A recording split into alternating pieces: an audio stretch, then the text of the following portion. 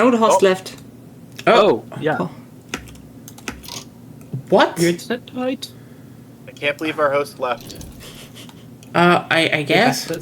Then save the game. Yeah, saving the game. Also, hell, is everyone still here? Is it working?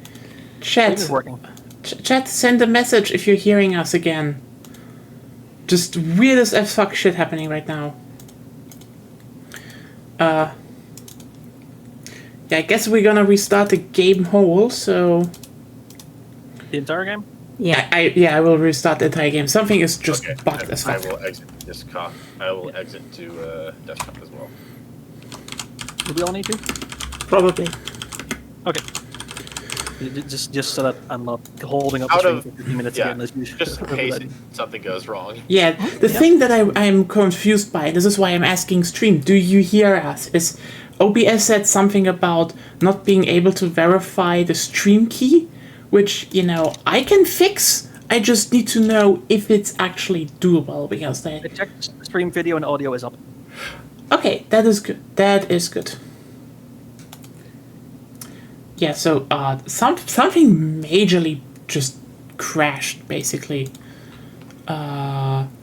Yeah, I don't know what that this was probably like one of those hiccups where the programs, it was long enough that something broke, but short enough that it broke even more.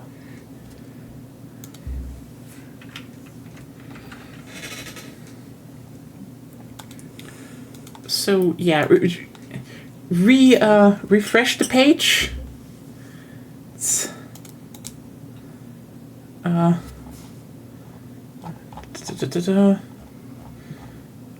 Where did I post it on Blue Sky? That's the one thing the site is missing, right? I could set up something for myself, but like sometimes sometimes people retweet it and it's in the mentions and easy, and sometimes they don't.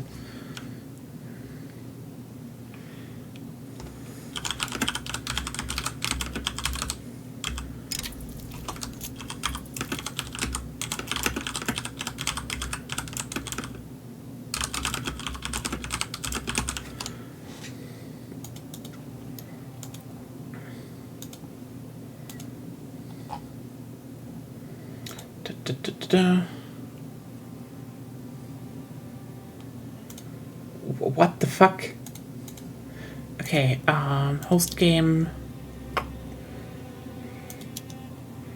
private. Yeah, it's just weird what happened there. Oh yeah, Civ 7 came out and apparently people are very disappointed. Yeah, they always are. They always are. I mean, it happened with Civ 6. It happened with Civ 5. It even happened with Civ 4. Every time a Civ game comes out, people are like, "This is different, so it's shit." No, that's not the point. Actually, it's apparently this time it's more like everyone's like, "Good gameplay changes, but the UI and content amount is ass." According to them. According to them. Even that, like, the UI, unfortunately, is being fixed. Should be a relatively easy fix. So that is unfortunate but fixable. And they've the already content, posted that they're working on that. Yeah, and they said, as far as the content again. They honestly, always say that. Content, yeah. And like the content is not that different from other launches. Yeah, it just feels less.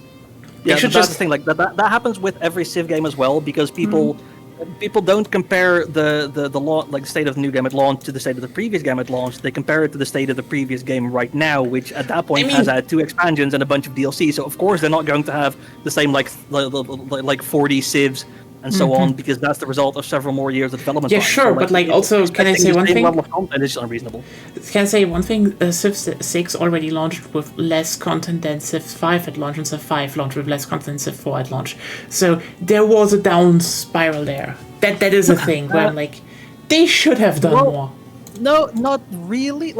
So the thing with Civ 5, they deliberately 1 through 4 were very iterative. They built upon each other, and then with Civ 5... I know, and 5 was new, and but it's so they went back, they had less content, but that meant that the content they added back in later, like Religion, was actually more fleshed out, rather than being rushed. And with Civ 6, I don't think it actually released with significantly less content than Civ 5 at launch, from what I remember, but they also still had some fairly major gameplay changes, and with Civ 7, of course, they have even more major gameplay changes, so it makes sense that there's a little bit less, but what is there as far as I can tell, is still pretty good, and it's not like it doesn't feel bare bones.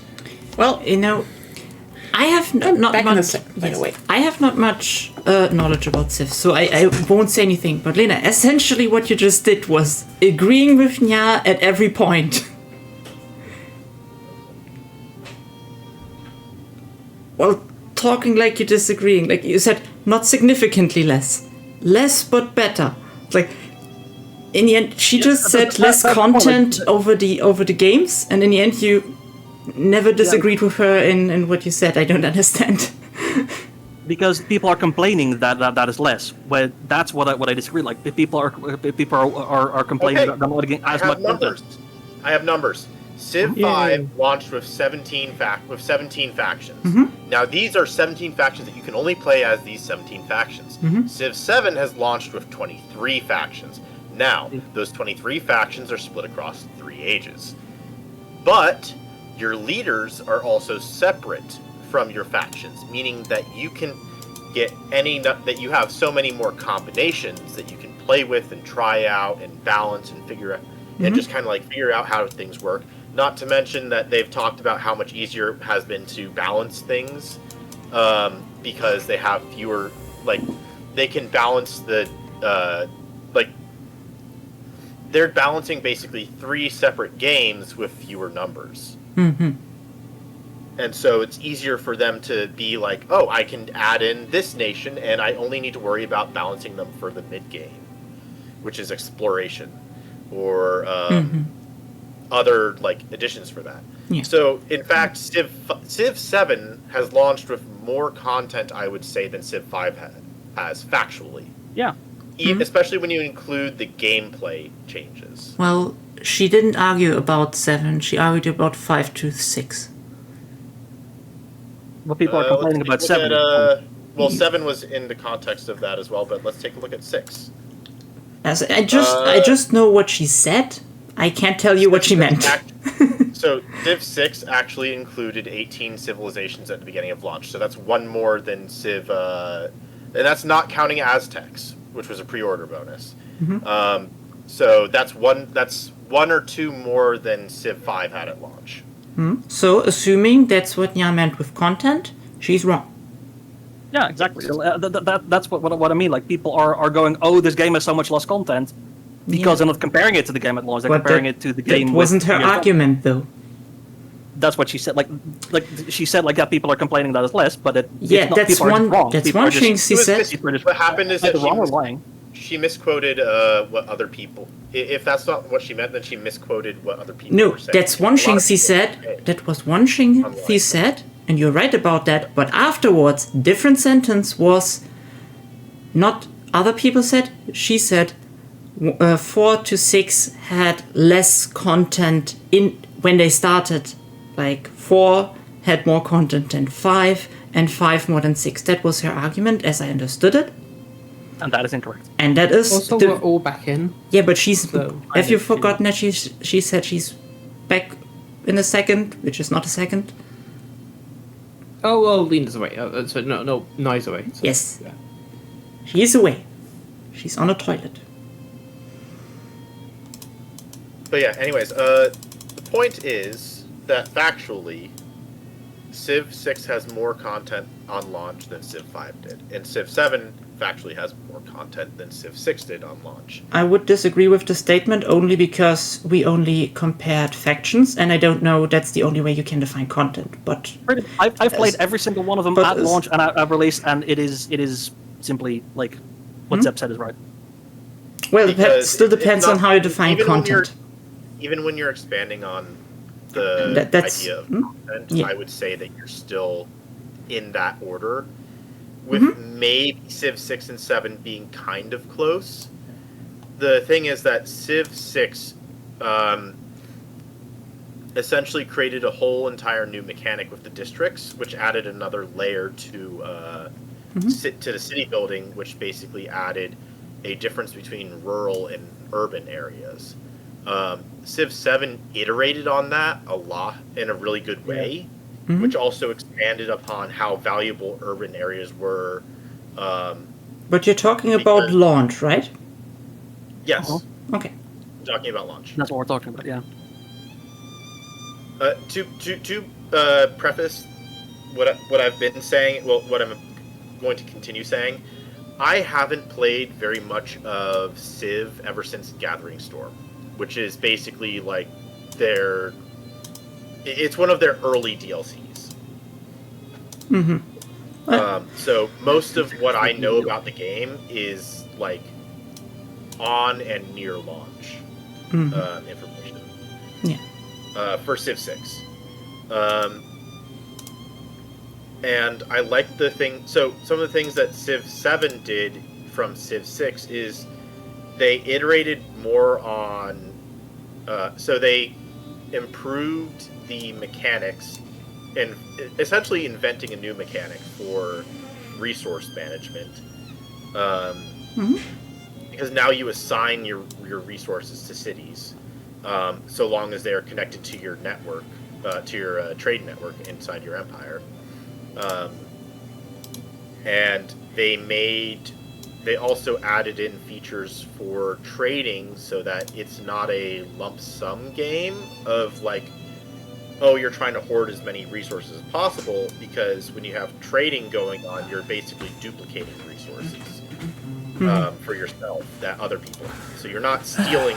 Like in Civ 6, when you traded for a resource, you're essentially stealing that other person's resource.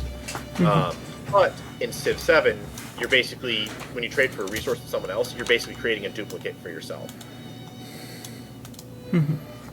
So there's that. There's meta progression. Also, now that you're back, from the people who have actually played the Civilization games more, you're wrong. Okay, cool. So I didn't play Civ 4 apparently. No, apparently since 4 to 6, content at launch was getting more. Okay. From what I know, from 4 to 5 it was less, but... If we define content only as playable civs, then you're wrong. And apparently, as everyone said, I know more gameplay. So I don't think there are many definitions of content where you would be right under most circumstances. Okay, so the one point where Nya has a point is that from Civ 4, and so Civ 4, I'm not seeing the number of. Did it have DLC? Yeah, it had. It had two. Yeah. But the argument it isn't free DLC. So yeah. But so I'm seeing a total number of civilization. I'm not seeing like how many there were at launch, but I'm seeing a total number of factions, so civilizations, as being 18. And should we continue, by the way? I'm fine to continue. Everyone else? Yeah. Room? It Yeah, does. ready to go. So it does seem like a couple of these civilizations were DLC factions. But not many. Like Sumerians and so on. But at that point, even just losing one makes it tied with Civ 5 on launch. As far just when you're talking about number of factions, and Civ 5 already iterated on. They iterated on the battle gameplay and made Death Stack. Death Stack's no longer a thing. I generally, I will also say 5 was generally the better game overall. Like, I'm not. It's just, I mean, as I said, I think this type of game also just runs into the wall. But like, I mean, it's still kind of ironic that everyone's like, oh yeah, Civ 7 is coming now. It's coming out and. Everybody has nostalgia glasses for Civ games. I mean, it's really like really serious. Can I say one thing? I feel like we are actually living, we're actually living in an age of pseudo nostalgia. Like, what do you mean with that exactly? Let me put okay. I think I get what you I feel like people have nostalgia for things they never experienced themselves. Actually, like. This is not saying, this is not saying, for example, oh hey, like, oh hey, games are bad, a pseudo nostalgia. It is just like, for example, people talk like I know, for example, Monster Hunter World is almost 10 years old. I hate it. But like people are like, oh, how great Monster Hunter was back then, or how things were. People talk about how the series was back then, and I just sit there being like, no, what are you talking about? That wasn't like that. Am I the only one remembering? Similar things happen, with Battlefield, where people are like, Battlefield 4 was amazing at launch, and I just sit there being like, No. what? I was there. Well, the maps are so great. I just sit there being like, I can literally count the good maps on one hand. One hand. Everything else is mediocre. Like, And not an AI-generated hand with too many fingers. Either. yes, like this is. You know what? Fuck it. I'm doing it. There's Zavod. There's Propaganda. There's Dragon Valley remake. I think Giants of Karelia is fine. And you know what? I'm not putting Siege of Shanghai on there because it wasn't that good. Let me just. I agreed. It's fine. It's one of the finer maps. If you put a gun to my head, and say only base game maps, I would scream, "Take Hardline, please. They're better." Hardline was done dirty, for real. Anyway, the thing is that, and then you have like.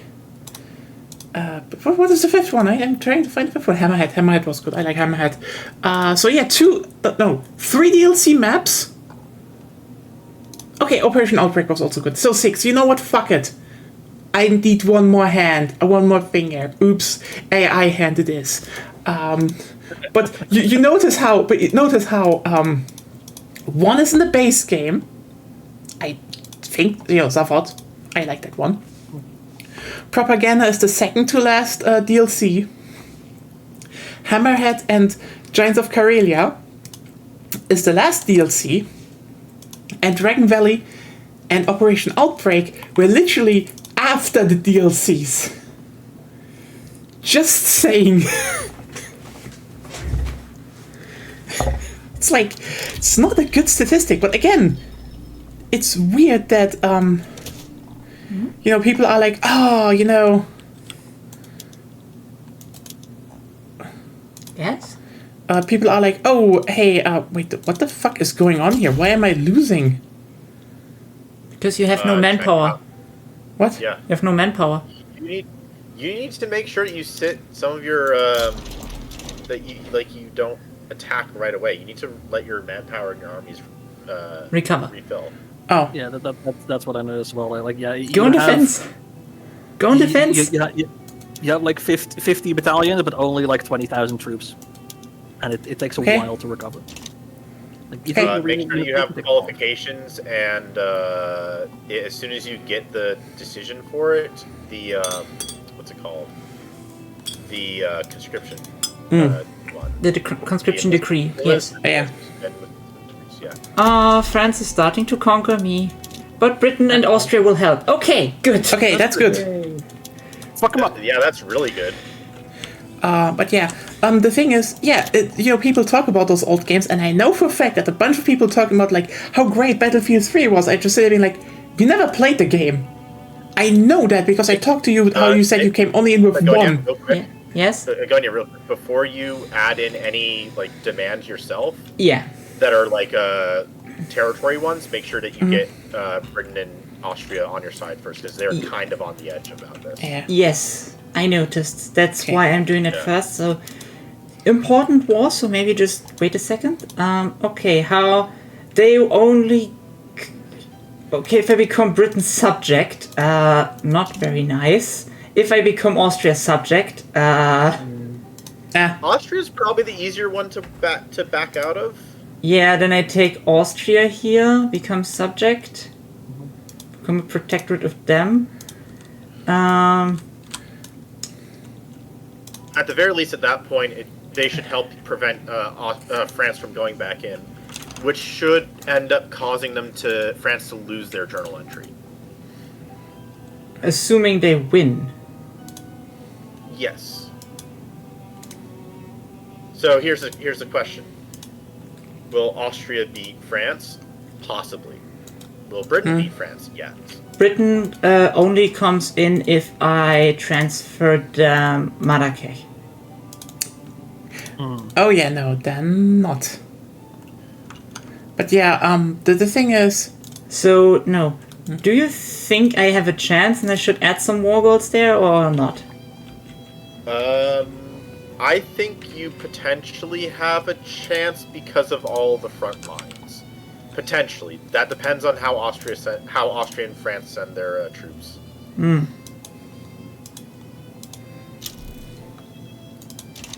Do you have boats? I have one with 0 people in it. You have a raft. Basically. Let's. I think that might be an... Does it have organization? No. Has also no Okay, then manpower. Yeah, so as soon as it gets manpower in, you should be able to naval invade on the places, but yeah. Let me see. France's military might is 181. Austria has more battalions. And they're also the battalions are also slightly larger. But yes, they do have fuck all navy. Luckily, they can just walk over. yeah, Yes. okay. But yeah, what I wanted to say is that I think Civilization has the same. That, people are nostalgic for a game that probably doesn't even exist really.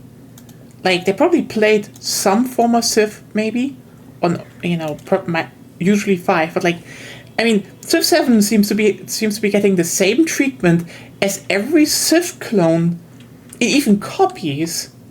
Which from what I know were also pretty good actually, but ignored by people. And I feel people are just they're thinking about a game that doesn't exist. Also, a lot of people have mod classes. I hate this about Yeah. The mods are just Yes. People become obsessed with they play their games as if it's impossible to play without the mods, and that the mods are a core part of the game's release, and that thank you to Paradox for releasing this mod when it's not actually Paradox. In the back of their mind, they know it's someone else's mod. The game might be better with mods and stuff. Depending on the game, yeah, sure, I agree. But in the end, you need to always evaluate the game baseline without mods. That's why I don't play with mods too much, is because I don't want to ever get into that mindset, and I feel like I might be vulnerable to that. But also, I will say this about Civ 7 real quick. Civ 7 is probably the best core game for modding in all of Civ. Yeah. Also, France backed down. Oh, nice. I don't know what I got though. Probably war reps. War reps, yeah. Because that auto applies once if there's no war goal once the thing goes. Yeah, that's also partly. That explains that's probably why they back down. That explains the 20k. But now you probably have Austria. I would say use it. But now you have Austria backing you up a little bit. Not a lot, but a little bit. Yeah, fair. By the way, I just looked it up, and you know what? Which game does probably the mod brain hit really hard? I would say probably Civ 5. I'm saved. I'm saved. What? They have defensive cooperation in their pact. Friends can't do nothing. Nice. Actually, saved by the Metternich system. Congrats. No, I Metternich. Yes. Enjoy conquering the rest. Okay. Metternich system. It matters. You know what? Which game got hit really hard by Modbrain, and it was kind of obvious to call it. It was happen. City Skylines 2. Yeah. That fan base of the first game was so utterly entrenched in the game is good, even though everyone said, "Oh, you need to mod it." Without mods, it's ass, and then they just expected the second game to be good, and it's no. You basically told the devs everything is fine, so the dev half-assed the second game. obviously people were angry. Like, I will say, I do like City Skylines vanilla. I play it vanilla. It's Not as much fine. anymore. I played it a bit. I felt I had a good time, but like, yeah, it has And I think problems, and you feel it. it's both both the mod brain, but also Skylines 2 was just kind of not great at launch, and that's because of Paradox Publishing mismanagement basically. I mean, it's both things. I can see it. Like, I mean, the thing is that this might be like that's probably the irony about this, is that I think there are always multiple factors, but like mod brain is definitely a big factor. And people just had different expectations of what the game would be, and not because they never had like a baseline evaluation of what the first game actually was, because they were always thinking with mods. And similarly, you know what also gets hit with mod brain a lot, or got hit until people realized it's unavoidable. Fucking Bethesda games. Like, I'm sorry, listen, I'm not shitting too much on them, but here's the thing. Skyrim came out and was kind of a buggy mess, but I knew people started modding the shit out of the game day one and played it with mods. People, modded Fallout 4 from day one. They were always, you can just mod the problematic parts out, who cares? And then they were like, oh, hey, you can, and then, but then Fallout 76 came, and you couldn't mod Fallout 76. And this is why I say Fallout 76 might be the best Fallout game, best Bethesda game to date, because they actually had to sit down and fix it themselves. The thing is, I will add a little piece to this. Yeah. As someone who was there on launch for 76, 76 was kind of shit on launch. Yes. Oh yeah, it was. There was an entire internet Zep- historian video on why it was shit. And Before he it didn't was even need to that steal day, that. Before it came out that he was a Nazi. Even outside of like the failings on the marketing and publishing side, the game itself was missing so much of what makes Fallout fun. But they've turned that around, of course. Yeah, that's the thing. I can't. Bethesda, I will give them that credit. Yeah, Here's the what's thing. the point? That's literally the one thing I cannot confirm. It's one of those games similar to Destiny 2 where I don't want to spend money on it, but if I had it, I would totally, probably even stream it and just try it out, because from what I saw, this might genuinely be the best Fallout game right now, just because it has so much content and actually, gameplay design, because they had to do it. Also, I could play together with Agonia, so win-win. I always play it if I had a squad, if I had a group of people to play it with. Yeah. I technically still own. Again, I was there, Aragon, a day the programming of Bethesda failed. Yeah, and I think Fallout 76 was the thing where people still were like, oh hey, cool, that one studio is saving it. And then Starfield hit. And here's the thing, Starfield was ass, in a similar sense that Fallout 76 was, but a way harsher thing hit Starfield. The modders left. Here's the thing with That's the 76 key. too. 76, part of the reasons why it was shit was because it was missing things like NPCs and that's true. Character to the map. But that's something that you can fix by adding things. Yeah. Starfield already had NPCs. It was just had characters to the map. The character was just shit.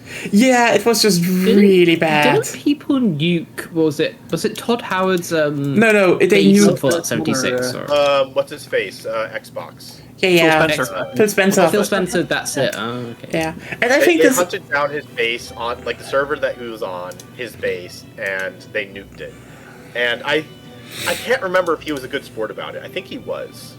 Who knows? I mean, Probably. he had to. The thing is, if Phil Spencer is one thing, then someone who can put up a good pose for the camera, but it definitely butthurt him because, yeah, that was because of the whole acquisition, the firings and shit, and the closing of Tango and Arcane. That was it. They started nuking in space all the time. It's But yeah, I think this I is... sadly can't say much about Civilization in the first place. Like, I eyed the series like on the side, and the only time I played it with people was when 5 came out, and then they didn't want to play anymore. Yeah. It's like... Because I played the game, I guess. Yeah, that's probably the other thing with strategy game people. A lot of them don't really want people to play the game. They want to fuck around, and they get really angry when people play the game. But yeah, what I want to point out, what I wanted to say is just the fact that I feel like a lot of games nowadays, when they're out, you know, I get hit by this pseudo nostalgia as, you know, people expect a game that never existed or could exist. And it's like actually really hard to find out, you know, what this actually is. Like, there's this saying, the customer doesn't know what they want until they have it. And like,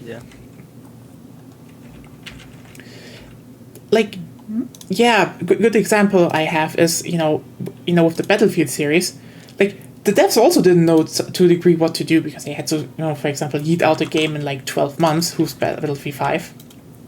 But what happened was, you know, they listened to people and they were like, listen. You need to make it harder to have ammunition. Faster time to kill, no spread. You know, make it. You know, the Milsim people came. So Battlefield 5 became the closest to a Milsim game the series has ever been, and people hated it because they again didn't know what they wanted.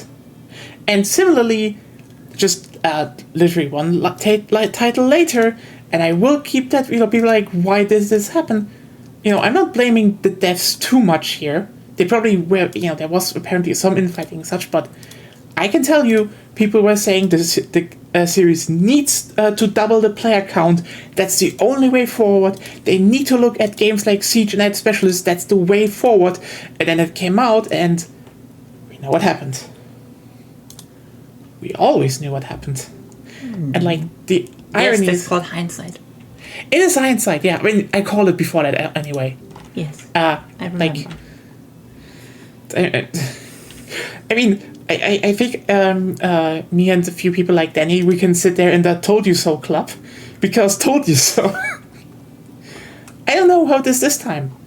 This time the thing they showed is just like, it's Battlefield 3 again, which is ironic because, again, besides old fucks like me, I can take that title now. You know, people were like, what does this represent? It's just like, they literally used the Battlefield 3 trailer music and cut it like the Battlefield 3 reveal trailer.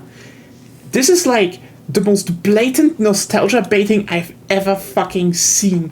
Hey, Rogers, like, yeah, the new title seems to go really hard on the idea of, let's make, you know, a game like the old ones again. I don't know if they will fucking crash and burn with that, because, like, I mean, there's the theory currently going around that the first map they showed was fucking Strike at Karkand, actually, which would be amazing. I doubt it, personally, but, like, the more I think about it, it wouldn't even be that out of place, you know? Just, like, you know, just literally, you know, why make a game like the old ones if you could literally make just a game out of the old ones? Should work out, right? Like, it's the logical conclusion of the everyone demands some game and always points at older titles as an example, but probably doesn't mean that, you know, doesn't really mean that. And just, you know, kind of redo those to a degree. I don't know how it will work out. Would be fucking interesting if they actually made a game that is basically like the old titles, just, you know, more polished and a bit more stuff, you know, with the old maps, and people hate it. Because at that point I will say, pseudo-nostalgia really is just like... Also, Lena, you have 2 weeks left until the Ottomans probably attack you. Oh, I do? Yes, the truce is nearly over. Oh, wonderful. Yeah, I can maybe help you. Maybe. I have an alliance, so I will help. Reduce autonomy, as well as take some states. So there's a couple options you have. You could either break free, or you could stay with them, but take off Tripolitania and maybe Tunis, like if you want to hand over Tunis, Mm-hmm. like you have options. Yeah. It's not like, oh, you have to leave them. But you could. Yeah. Yeah, Oh well. leaving them would potentially leave you open to Yeah. Leaving them would friends with implode my military economy. powers. Yeah. So just taking shit from them is probably better. Yeah. And then you can also just get Jabal Shammar if you want to. I know you already have it. Okay. Okay. Yeah. That's the one thing I would have conquered, so you can get to Nesht. But yeah. Yeah. Like I should have probably conquered it. I have Jabal Shmar should be. Yeah, they're relatively close to becoming a vassal, and if I do that, then I can just march through them to Nesht, right? Looks like you can just straight up annex them from being tributary. No, It's not what I was- reduce autonomy, decrease autonomy they become a vassal. Yeah. Oh, okay. Well, anyways, the But then so you can. Jabal Shammar is an interesting discussion because it's a terrible state and it's terribly run, and trying to run it yourself is a struggle until you can get the part from Nedged. Yeah, like I'm gonna form Arabia, so I need Jabal Shmar, I need Nesht, and I'm probably once I get Nesht, I'll honestly try and grab as much of the southern coast as I can, because the more states I have, the more I need to form Arabia. So Yeah. That's and actually. those are easy to knock over and easier than carving stuff out of the Ottoman Empire. Yeah. Well. Is Ethiopia's Armed Forces Interest Group buff good? What do you mean with that? I mean, it's the prince is just fucking The good. interest group. I don't think so. Those are not the buffs, those Oh yeah, right. Offense defense. standard stuff. It's fine. It's standard stuff. Yeah. And also, last game I was Ethiopia, so it was also player Ethiopia, just not streamer Ethiopia. Yep. But yeah, the guy you can get through the event is the best commander in the game on offense, basically. Yeah. It's kind of ridiculous how good it is. Yep. Well then.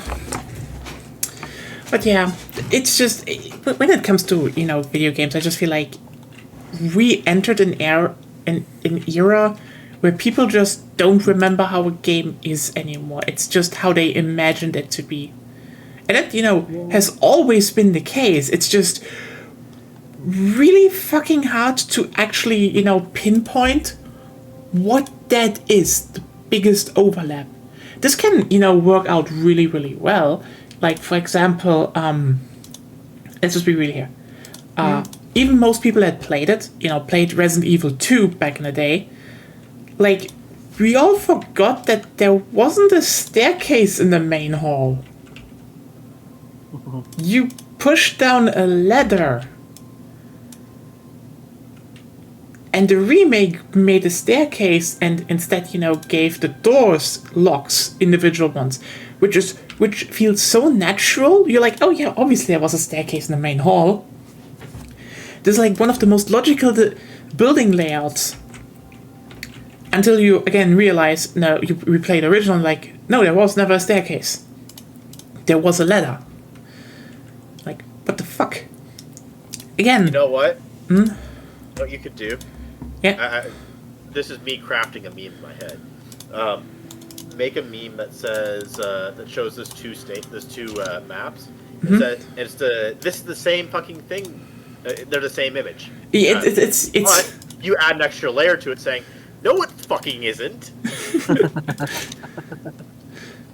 fair point. Yeah, it's again, I feel like Back on what we talked about. It's just people are stupid and they don't remember things properly. Yeah, I mean, to be fair, no one has a perfect memory. We all can be remembering things wrong, but yeah. Completely correct. I think the interesting part now is, quote unquote, interesting, is the fact that we basically need, like, if you're designing games, you live in an era where you have to adopt, you have to make games according to how people expected it to be, not how it was. And that is really hard, if you ask me. I mean, again, if you look at, for example, Resident Evil 2, if you actually nail that, perfect. You will make a game that is, people still talk about today, even though I think they are overlooking the, worst parts. But like, Oh, nice. yeah, My people can walk through Egypt to get to Gaza. nice. But generally, I would say, it's But not through the canal. They go through Palestine. okay. Not through the Sinai. They go through Palestine. They rather walk there. It's a nicer country, I guess. Yeah. Okay, so for some reason my army isn't recovering manpower, I guess. It's very slow because you have like no training method. Yeah. Yes. Do that you is- have unlocked the no, degree? this is why I actually put the degree Yeah. here. Ah, okay. Education and enlistment efforts are going to speed that up a little bit. Yeah, But that's the why I training could. method is the biggest problem. Yeah. Or build like Just what's it called? Universities, if you can. That's general training just speeds it up so much. yeah. That's what the Qing do. They have no school, but they just tech spread themselves. You know what? I have an idea actually. I have 2 armies. I just switch. I switch the leaders. Then I can actually attack with the one that is almost full. Borana. Yeah, then you have no problem. Yeah, that sounds good actually. Let's That works. let's give me Borana. I'm doing war here.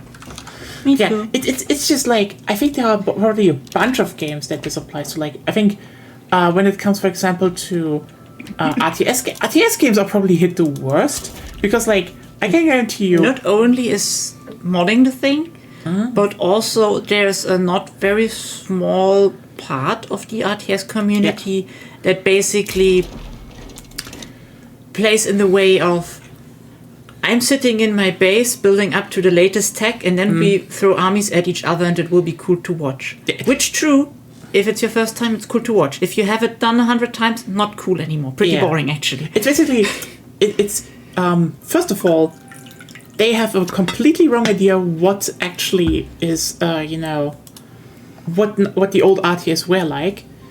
They have a completely wrong idea about how to play the game.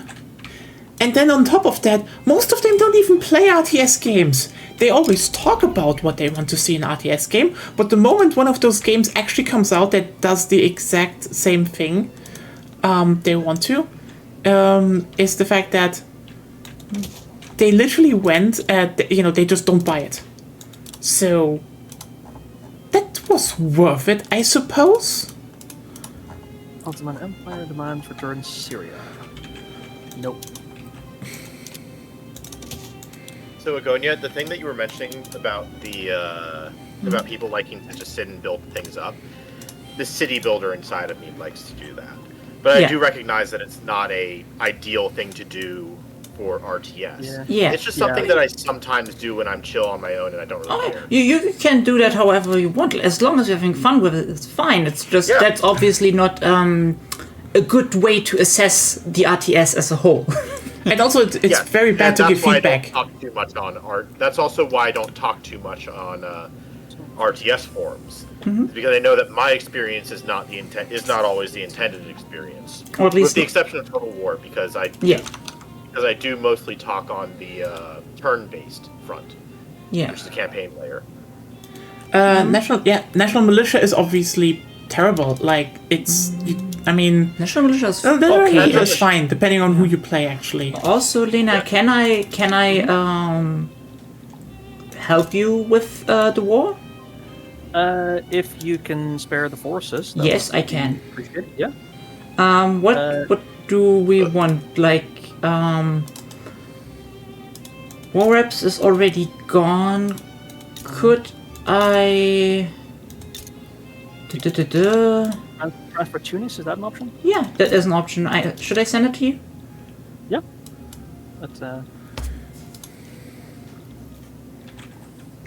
I have a boat now, so I can help you. A boat. I actually have a navy. I have 19 ships. Unfortunately, I have like twice as many like man of war as light ships. So it's like my organization is terrible.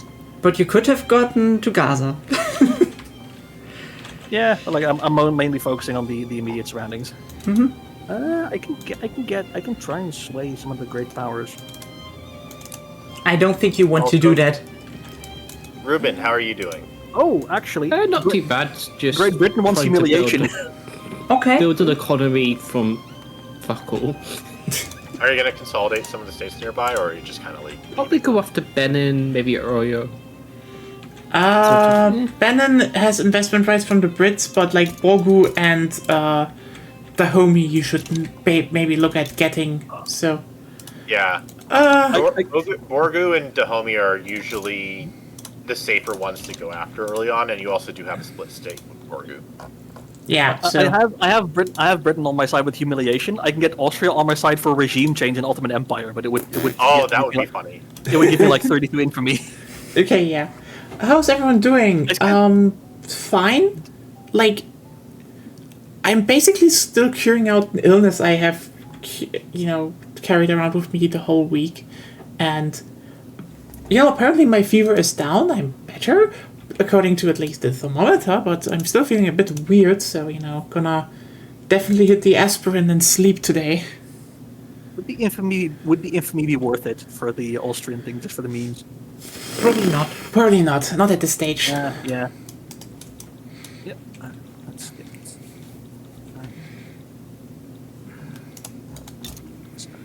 I have my larger army on the front defending directly with the Ottomans. I have 37 on my other one conquering Tripolitania with 42. Like, actually, where is the rest of the Ottoman? Is this it? Is this all the Ottoman army? Well, they have 14 back at camp, but otherwise, Yep. yes, they're not that strong. The Ottomans are doable. Like they like just. Haven't raised conscripts yet. It's also not good to raise conscripts in the first place. No. Yeah. I think they also still have mainly like irregulars. I've upgraded to like line infantry, mobile artillery, and lancers. Oh yeah, they have a lot of army. irregulars. I just have like a better army than they do. Yes, they could get a better army than you, but for that they would need to actually focus on the thing, Yeah. which the eye doesn't tend to do. Yeah. Hold on. Oh yeah, did you guys hear about how Kanye West is annoyed that Elon Musk stole his Nazi? What? Yeah. So Kanye is just he's mentally disturbed. He's. I mean, yeah, like that guy is just genuinely, he thinks he's doing this in order to get attention. Oh, completely. probably. It's like it's still stupid. It's just like, God. I mean, here's the thing. Like, here's the thing. I said it before. I think in hindsight, Elon was probably always a little Nazi that was just very well shielded by his mom. But Kanye West is just that guy is just through the fucking. He was ranting all day. Good lord. I think Kanye West is just generally like, I don't think disturbed. He's just. The thing if you put a lemon and squeeze it out with a machine, that is he is. That's how he is. It's just he's very much a husk of what he used to be. How actually, like, if he did meth, you would see some things. Yeah. So Too late to get. Well, his problem is that he's not on drugs. He's supposed to be on drugs.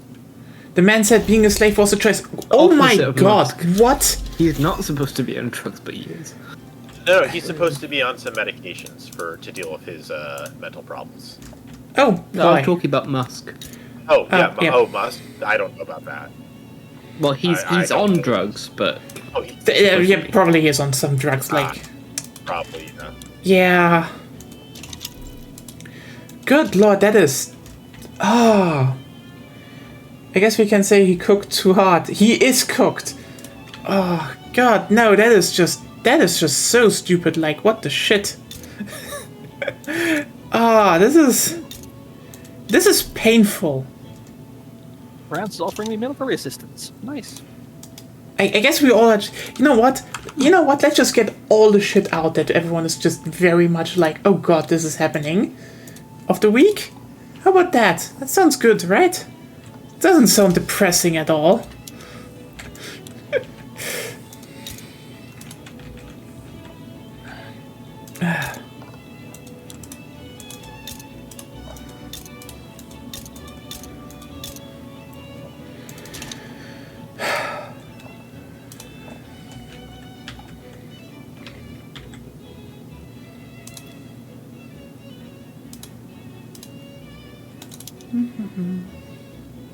Yeah, Tripolitania is folding hard. Tripolitania always kills over, so that's not that unsurprising, but yeah. Oh, I got a liberal agitator. Even on the actual Ottoman front, I'm like, they are so cooked. Oh It's my supposed god, to be. they're dying. Yeah, sick man indeed. Yeah. Very nice.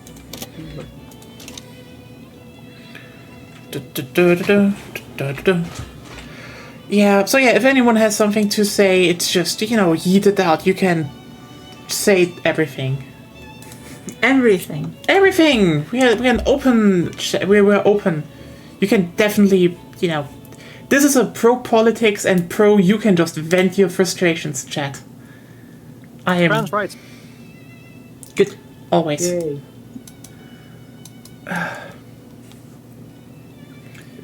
Can I vent about the one experience I remembered where we played Dawn of War online 3v3 and the other team requested 10 minutes no rush after the game had started? I didn't like that. Yeah. 20 minutes no rush is like... Yeah, you 20 minutes, right. That's what they usually do.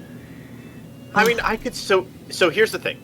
I could see that being a reasonable request so long as you say no rushing into someone else inside of someone else's base or like their core area. But so long as you say it in permanent- advance. Yeah, There are game rules for that in Subcom, but you don't ask for that after the game started. Yeah. That's just the thing. Plus, the thing I have to add, if you want to learn to play an RTS online, which those people apparently were, because they were playing online, not password protected, against other people they didn't know, it's not a good idea to learn the thing on no rush, because the first thing you have to learn is how to repel a rush. If you can't do that, you have no idea how to progress in the game in the first place. Plus, any experienced player who would rush you, or could rush you, will out-macro you anyway, and you will just die after the 20 minutes and have learned nothing, because you had 20 minutes of no interaction and don't know what you did wrong unless you analyze your replay, and how many people are doing that. Yeah, that is the thing. It's like... If you still want to play like that, sure, ask me before the game starts, or if you're playing Subcom, just put it in the game rules. Then I have to contend with that, no problem. It's just, like the thing is that the problem with some, the problem with some, genres is just the fact that they're harder to learn. Like, which also led to the weird sentiment of some people that rushing is like a noob tactic. Where it's like, okay, if it's a noob tactic, why are you losing? Like, oh, you win too easily. You're not defending, but they're winning too easily, so that has to be unfair. That's things we heard from people, actually. Not, like, living people. Trust me. It's a whole thing, yeah. I don't know, like... By the way, Lena, something that you could do is you could theoretically puppet Greece as a extra front for the Ottomans. True. Yeah, If you're into that kind of thing. Next time. yeah. Sometimes Greece will be proactive sometimes. Yeah. I thought about it. I kind of do want to, but right now I have like my navy could not support that, so I'm like, I'd love them all alone for now.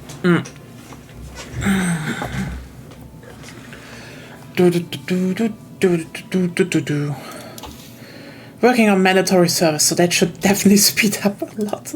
I'm working on urban planning. Nice, I have that, I think. Yeah, but Definitely a good thing. I was first going to line infantry out of fear of France, you know. Yeah, that's understandable, actually. But, hey. But yeah, goddammit, I France is probably aggressive spent this my time. First couple months trying to work on mandatory service, but that was more just in case I needed enlistment efforts, which I didn't need.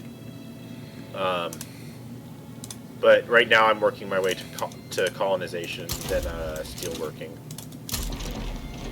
For me, it's urban planning, law enforcement, and then colonization.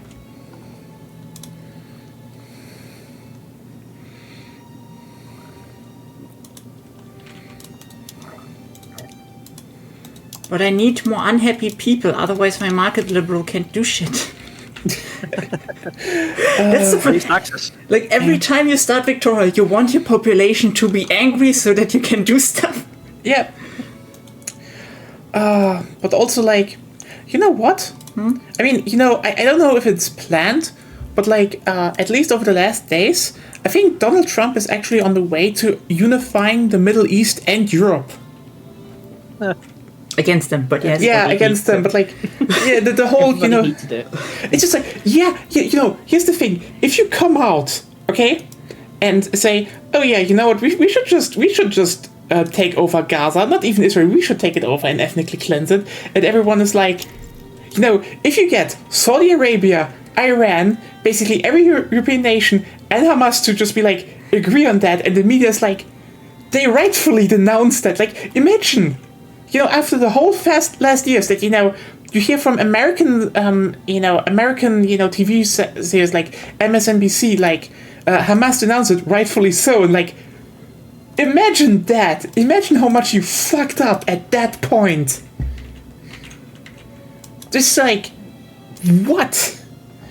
I mean, yeah, everyone is like that. Literally, rightfully. I mean, okay, you know, there's one nation that doesn't dislike it so far, at least, you know, the upper parts. But, like, even there they, you know, interviewed people and they were like, yeah, this isn't a good idea. Which, like, no shit. So, yeah. Again, if his plan was to unite the whole Middle East and Europe, and maybe usher in a new age of diplomatic relations, working perfectly. If that wasn't the plan, oh boy. So, in other words, he's pulling a Jew. He definitely is. You know what? Yeah. No. Donald Trump is definitely playing 10D chess with this. I have no clue. He's being Leto the Second. He's like becoming such a villain to unite everybody else against him. It's just, yeah. Donald Trump is the Worm King. I hate this I fault. mean, he's just losing his mind, I think, honestly. Yeah. Yeah, absolutely. Yeah. He's just fucking power hungry. Like, no question about that. There's a picture that shows that he started to wear balance improving shoes. So these are orthopedic shoes that are specifically to help elderly people with their balance and their. Which one, Elon or Trump. Trump. Okay. Elon isn't that old yet. Yeah. I mean, his ideology is old, but, you know. At this point, what is the newest ideology? Like the not like in a sense of more progressive, but like when it came up, anarcho-capitalism, I think. Vegan anarcho-monarchism. Oh yeah, right. Those fuckers exist. I still can't believe that it's not a troll. Sorry that happened. Yeah, like the one advantage of Musk not yet being that old is there's a greater chance that he'll eventually be like dragged in front of a proper tribunal and get so that he can get what's coming to him. Probably, like, I'm not even surprised. Probably that not, happens. but you know, I'm still. You know, there's always hope. I mean, the Republicans, some Republicans are tweeting disagreeingly about him. I mean, it's a first step. It does nothing, but maybe like in a few years they will actually help put him in front of court this time. Who knows? I mean, there is the whole thing Maybe the of Republicans will actually implode. I mean, there is the whole thing going on that, you know, some Democrats are now like, no, we have to work together with them. You know, best thing I saw recently is like one of them was like, you know, you listen, we just need to give up on the fight on trans rights because it's not relevant. And you just said that being like, so what's relevant? They're like, that people stop eating meat. I just said that being like, fuck off. You're really not beating the allegations of being disconnected from reality. God damn it. Like, yeah, no, there was like political vegan Democrat who was like, no, we should throw trans people under the bus because not eating meat is more important. Which is, but just throwing this out. This doesn't mean all vegans, but good lord, vet your representatives. I'm vegetarian and I'm very much in favor of vegetarianism. But yeah, that is absolutely that is unhinged. Like no, I think it would be better for everyone if everyone is vegetarian, but I'm not gonna like push that ideology because it's just not realistic. Like it's not going to happen within like the next centuries probably, if ever.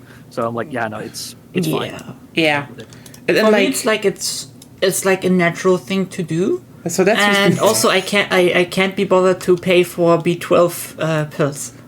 It's even more, being vegetarian for me would be more expensive. Yeah, and that's another reason why it's this like not not feasible. I mean, Claire. Here's the thing. I was like, yes, it's a good. Cis people are all vegan. This is true.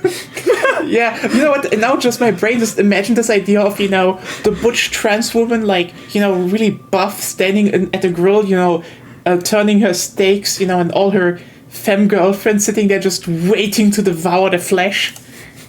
I mean, it's right in the name, isn't it? Butch her. Yes! Butcher. Yes, they're all butch. Oh god, yeah, no, it's just like, it is, you read that and you just think like, here's the thing. Generally, like, that the fact that the Democrats lost, and some of them, apparently, this loss literally meant that some lost their fucking mind, because they're like, oh, no, we need to work together with them now. I'm like, listen, your country is getting dismantled, it's unpopular, you're not winning anything with this attitude. Nothing. Why the fuck are you not fighting against it? Sure. Well, so a couple of them. Oh, yeah, a bunch of them are doing it, but like are being reasonable about it, in that they are trying to keep an outstretched hand to the Republicans that are not happy with what Trump's doing. I mean, that's fine. That were for a lot of the institutions. You know, I'm not meaning that. Solid amount of them. Isn't just regular. I mean, yes. Like, here's the thing. You know, if your gender identity matches your assigned gender at birth, you're cis. That's what it means. So yeah, the majority of people on this planet are cis. Hi, by the way. It's the statistical average, I'd say. Yeah, it's a statistical average. I mean, the thing is just that it's such a shit show because, like, yeah, you're just. I don't even know where to start. Like, if you really because it's just this thing of where I wanted to go. Like, I'm not saying, you know, the people who are like, you know, maybe keep reach out, because like there are definitely Republicans who probably also sit there being like, wait, no, this is bad. This is actually really, really fucking bad. But like, it's yeah, that I think that's the biggest part. I think a lot there are, you know, Republicans that probably are going out, but you know, but like, I don't think it's. Here's the thing: they actually have an out. They have an out for this actually, and it's Musk. They can turn on Trump by turning on Musk, and that's their excuse because a lot of the base does not like Musk. Yeah. Nobody needs Musk. Yes, Sartorius, this is always for the... I mean, we're playing Wiki 3, so what would you Sadly, my expect? grandparents like Musk. So there are some people. No one hates them. No one likes them. It's, Yeah, I don't know what charisma it is, but yeah. It's just... It's really this thing where you... They've just been fed lies, is what it is, and they struggle to believe that they could have been tricked or that they could have fallen for something, because for so long they've seen politicians as liars, and so they think, oh, I can pick out the liars. I can tell when someone's lying or when someone's just kind of like saying something pretty and they don't actually mean it. And yeah, the problem, because the whole problem is like, people kind of got in over their heads, and from its core base, the idea of voting for someone who is saying something that they don't mean or that is a lie, or is like a straight up lie, is just terrible. It's absolutely the worst, because it reinforces that idea, and at the worst case, it gives the potential that they're not actually lying, or they're not actually just saying pretty words, that they're actually going to do some of the shitty things that they're saying. Yeah. I mean, also the fact is that Trump... It's also why I hate partisan voting. Mm-hmm. Yeah. So, unfortunately, there's only so much that, like, there's only so much that you can do to kind of judge a candidate, and especially when you have, like, Okay, what happened right now? Position caving. It just kind of sucks. I because then did... you won't have any change or variation in the... I did a conquer thing on AUSA, but just... AUSA has 2 states. Yeah, they have 2 states. Yeah, they have a little, before anything... Yeah, they can back down faster than you can do the second thing sometimes. Amazing. Yeah. Yeah, so that's why what I found, Ethiopia has a special thing that you don't do conquer, you have unify Ethiopia as a war goal, which is like... You know what, maybe I should just use that. Yes, it also says on Infamy, if I remember. No, it doesn't. Should. Yeah, doesn't. like that's what I found out in my test game. I had the same thing happen with AUSA, and then later on I found out the Unify Ethiopia is just a better war goal. Because it's annexing the state, so it saves on Infamy because it is annexing all of the states instead of just one. Because some Ethiopian nations are split states, and sometimes they can own 2. They can have 2 split states. Yeah, basically, rule of thumb: if you have something other than conquest, yeah, use that. I guess if you have something other than conquest that does the same thing, it's better. Yeah. Also, there's a potential that I think it also reduces the sympathy modifier, if I remember correctly. Like its sympathy modifier is a little lower. Yes. Possibly. By the way, if you wanted Trump because of experience, you got fucking ripped off. Like, the guy is bad. Like, I know. Here's the thing. What does the guy have experience in except being rich? No, here's the thing. He has experience in bankrupting his own things. Like he has experience. That's honestly that is the big problem that a lot of people had with Kamala, is that no one technically voted for her. That's true. I mean, she lack of a primary. Also, she fucking torpedoed her whole message, like, in the last stretch. Yeah. Well, the thing is, it all goes early on. Her campaign was great. Early on. Then they killed it. It all goes back to because they didn't have a proper primary. Yeah. because they didn't kick out or. Yeah. They kicked out Biden too late. Biden wouldn't leave early enough, and that Also, meant people all the believe funding in that went to Biden. Biden had to. Well, that campaign. They had a campaign. The funding, it has to go to Kamala if Biden drops out. Yes. Again, it could be transferred to somebody else. Again, she had a campaign. Yeah. It ran really well, and then they torpedoed it because people in the party said, "No, stop that! Don't call the people weird. That's too effective." And sorry. What it is they got scared of. That was sarcasm, by the way. This was sarcasm. They told her to stop it, but the sarcasm was about it was very effective because of Hillary. They were afraid of a deplorables incident happening. Oh yeah. Oh god, it's just like think. I mean, probably would have. It could have ended up that way, but it was less likely to because it was all directed. It wasn't directed at the voters. Hillary fucked up because she insulted the voters. She should have just insulted the politicians. Yeah, and this was like... Politicians are generally fair game. I mean, in the end, It's like... she wasn't the best candidate for several things, but then again, Yeah. she isn't a fascist. Yeah. Also, Yeah. I'm guaranteeing that there's a portion of America that didn't like her because she's a lawyer. That's fair. Yeah. But, like, the thing with Especially Trump since is... she's a prosecutor. like, There's the- people that really hate that, especially in the poorer communities. Yeah. It's like... Which is weird, by the way, because lawyers are generally, like... They're good, usually, you know? They're more there for people than anything else. Depends where they work, but yes. Yeah, the thing is more like... It wouldn't really cover... He is a fascist. I mean, literally He's an working together with... authoritarian. He's an authoritarian, I but, think- like, also, the thing yeah. is... Let me just put it like this. Elon Musk made the Hitler salute, and Trump is letting him dismantle so much of the government. At this point, I think Easy the to- difference between the two is very minor. Easy rule of thumb from Germany: if someone is hanging out with a fascist, they're basically a fascist. They're usually a fascist, yeah. Like, that's the thing. I mean, the only thing, the biggest part Trump really was good at was always convincing people that he knows shit. Even though, you know,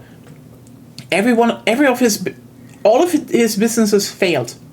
He would have made more money if he didn't do any businesses and just kept his inherited money in a bank. Mathematically, he would have just made more money. Yeah. I like the way it's put in a saying that, like, I don't know if it is German saying, probably is, like, if there are 4 people sitting at a table with a fascist, there are 5 fascists sitting at the table. Yeah, usually. It's like, it's the thing with the Nazi bar, you know? You let them in, it's gonna end up in Nazi bar. Yeah. I will say, though, that Nazi and fascist in this day and age are probably a little outdated. It's basically the same thing. I mean, fascism is like... They're a little specific. I'd say. for these days. I mean, the thing is more like, you know, fascism is like is a general ideology, but also the key part here is that always fascism takes on different forms. Like, for example, Italian and German fascism was different, and Mussolini actually tried really hard to assure the global stage that he was different. Like, you know, inviting Goering to a party and then force him to stay at his, I think, minister for for the inner, like, the minister who was Jewish, because he was like, look, I'm making the Jewish hating people uncomfortable because I am not an anti-Semite. That was a thing he did. Mussolini did originally attempt.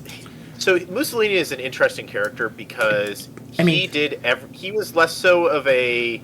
He did everything that he could to save his own skin. That's all he did. Yeah. And creating fascism was part of it. Well, Italian fascism is part of it. Yeah. He claimed socialist and communist What values. is, in order by to the way, create being Zep, conscripted early on. we need to strategize something. Well, Okay. like, should I leave the Wargol for Nation as tributary, or should I just conquer them outright, or feed them to Jabal Shamar? Because I can't feed them to Jabal Shamar. I guess if you're getting closer to annexing Jabal Shamar, Yeah, go I for just it. reduced them. I just reduced them to puppet, so or vassal.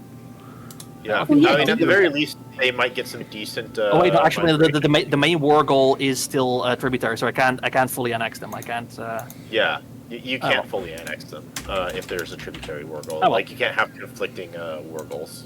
I'll leave them as tributary then. Do you guys remember I think- if they updated construction? Like, so once you add a construction sector, you get added, you get more construction added to your baseline 10, or am I mixing that up? Or You might be mixing it up. They I'm made mixing it it up. so that so you still technically lose on your construction, but you have more total construction. It's just that some of it gets allocated to your private sector, so long as they're building. If they're not building, then you should have everything. oh, okay. Which is what makes it really annoying to start building construction sector. Yeah. Construction sector. There's a. As I am there's right a- now. Yeah, it's really irritating. It depends on when you build the first construction sector, because for some states, if you don't have a very high investment pool and you build a couple of construction sectors that you can support, then you're fine. You may not always have full construction, but you'll be waiting. But because you'll just be waiting in between times when they build something and when they're saving up to build something, which isn't the best, and it's kind of minuscule, but it's still thing. The problem as well is is that when you get your private sector and you get 50% construction private construction allocation, that one building that the private sector are going to build is still gonna build for a year or so. So you're even if you then delete your construction sectors again, as they keep doing a lot, you're still stuck with reduced construction for a year or more. But it's just it's irritating.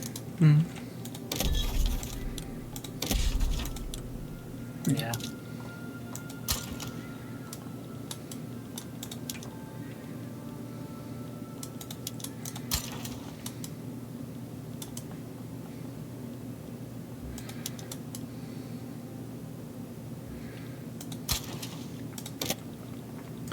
But yeah, I think the big part is just the fact that where was I? The thing is just fascism always takes its own form, even though you have there is a list of things that if it The definition is we're using is mostly proto-fascism definition, right? Yeah, if you look at Ur-fascism, it's you can see a lot of those signs that happen there, and the thing is, it will always take its own form because the thing is, when we saw, for example, say Nazi, this came from the whole national socialist thing from Germany, but the key part is also that this was a specific word for them, and yes, you can't really replicate it because again, the Italians later worked together with them, but if you look at the different parties and governments at the time, there's a lot of similarities between how Stalin ran things and how Hitler ran things, and it's authoritarianism, Mussolini as well. Yeah, it's all different flavors of authoritarianism. By the way, who's also under that list? In Spain, how was he called again? Pinochet. Franco. Oh, Franco. Yeah. Franco. Yeah. Yeah. The thing is just. Oh yeah, right. I think it's just there is a key difference between pure authoritarianism and fascism because again there's just some signs that definitely define fascism more than authoritarianism itself because authoritarianism is just very loosely rule by top down, and that can take a lot of forms, but fascism is a very specific set of things. So fascism included things like totalitarianism, which is essentially not even just top-down rulership. It's also a concentration of wealth and power on the top, especially if it's an individual. Plus, rather than a you always have to keep in mind a person can be a fascist and head of state, and the state is not fascist yet. Yeah, but the thing is, the key part here is that not all authoritarian systems are fascist, but fascism does need an authoritarian system. That is probably the best part to point at. Yeah, generally, there might be an edge case there where it's possible, but that's where you're kind of reaching the levels of the chances of it happening being as likely as anarcho-monarchism.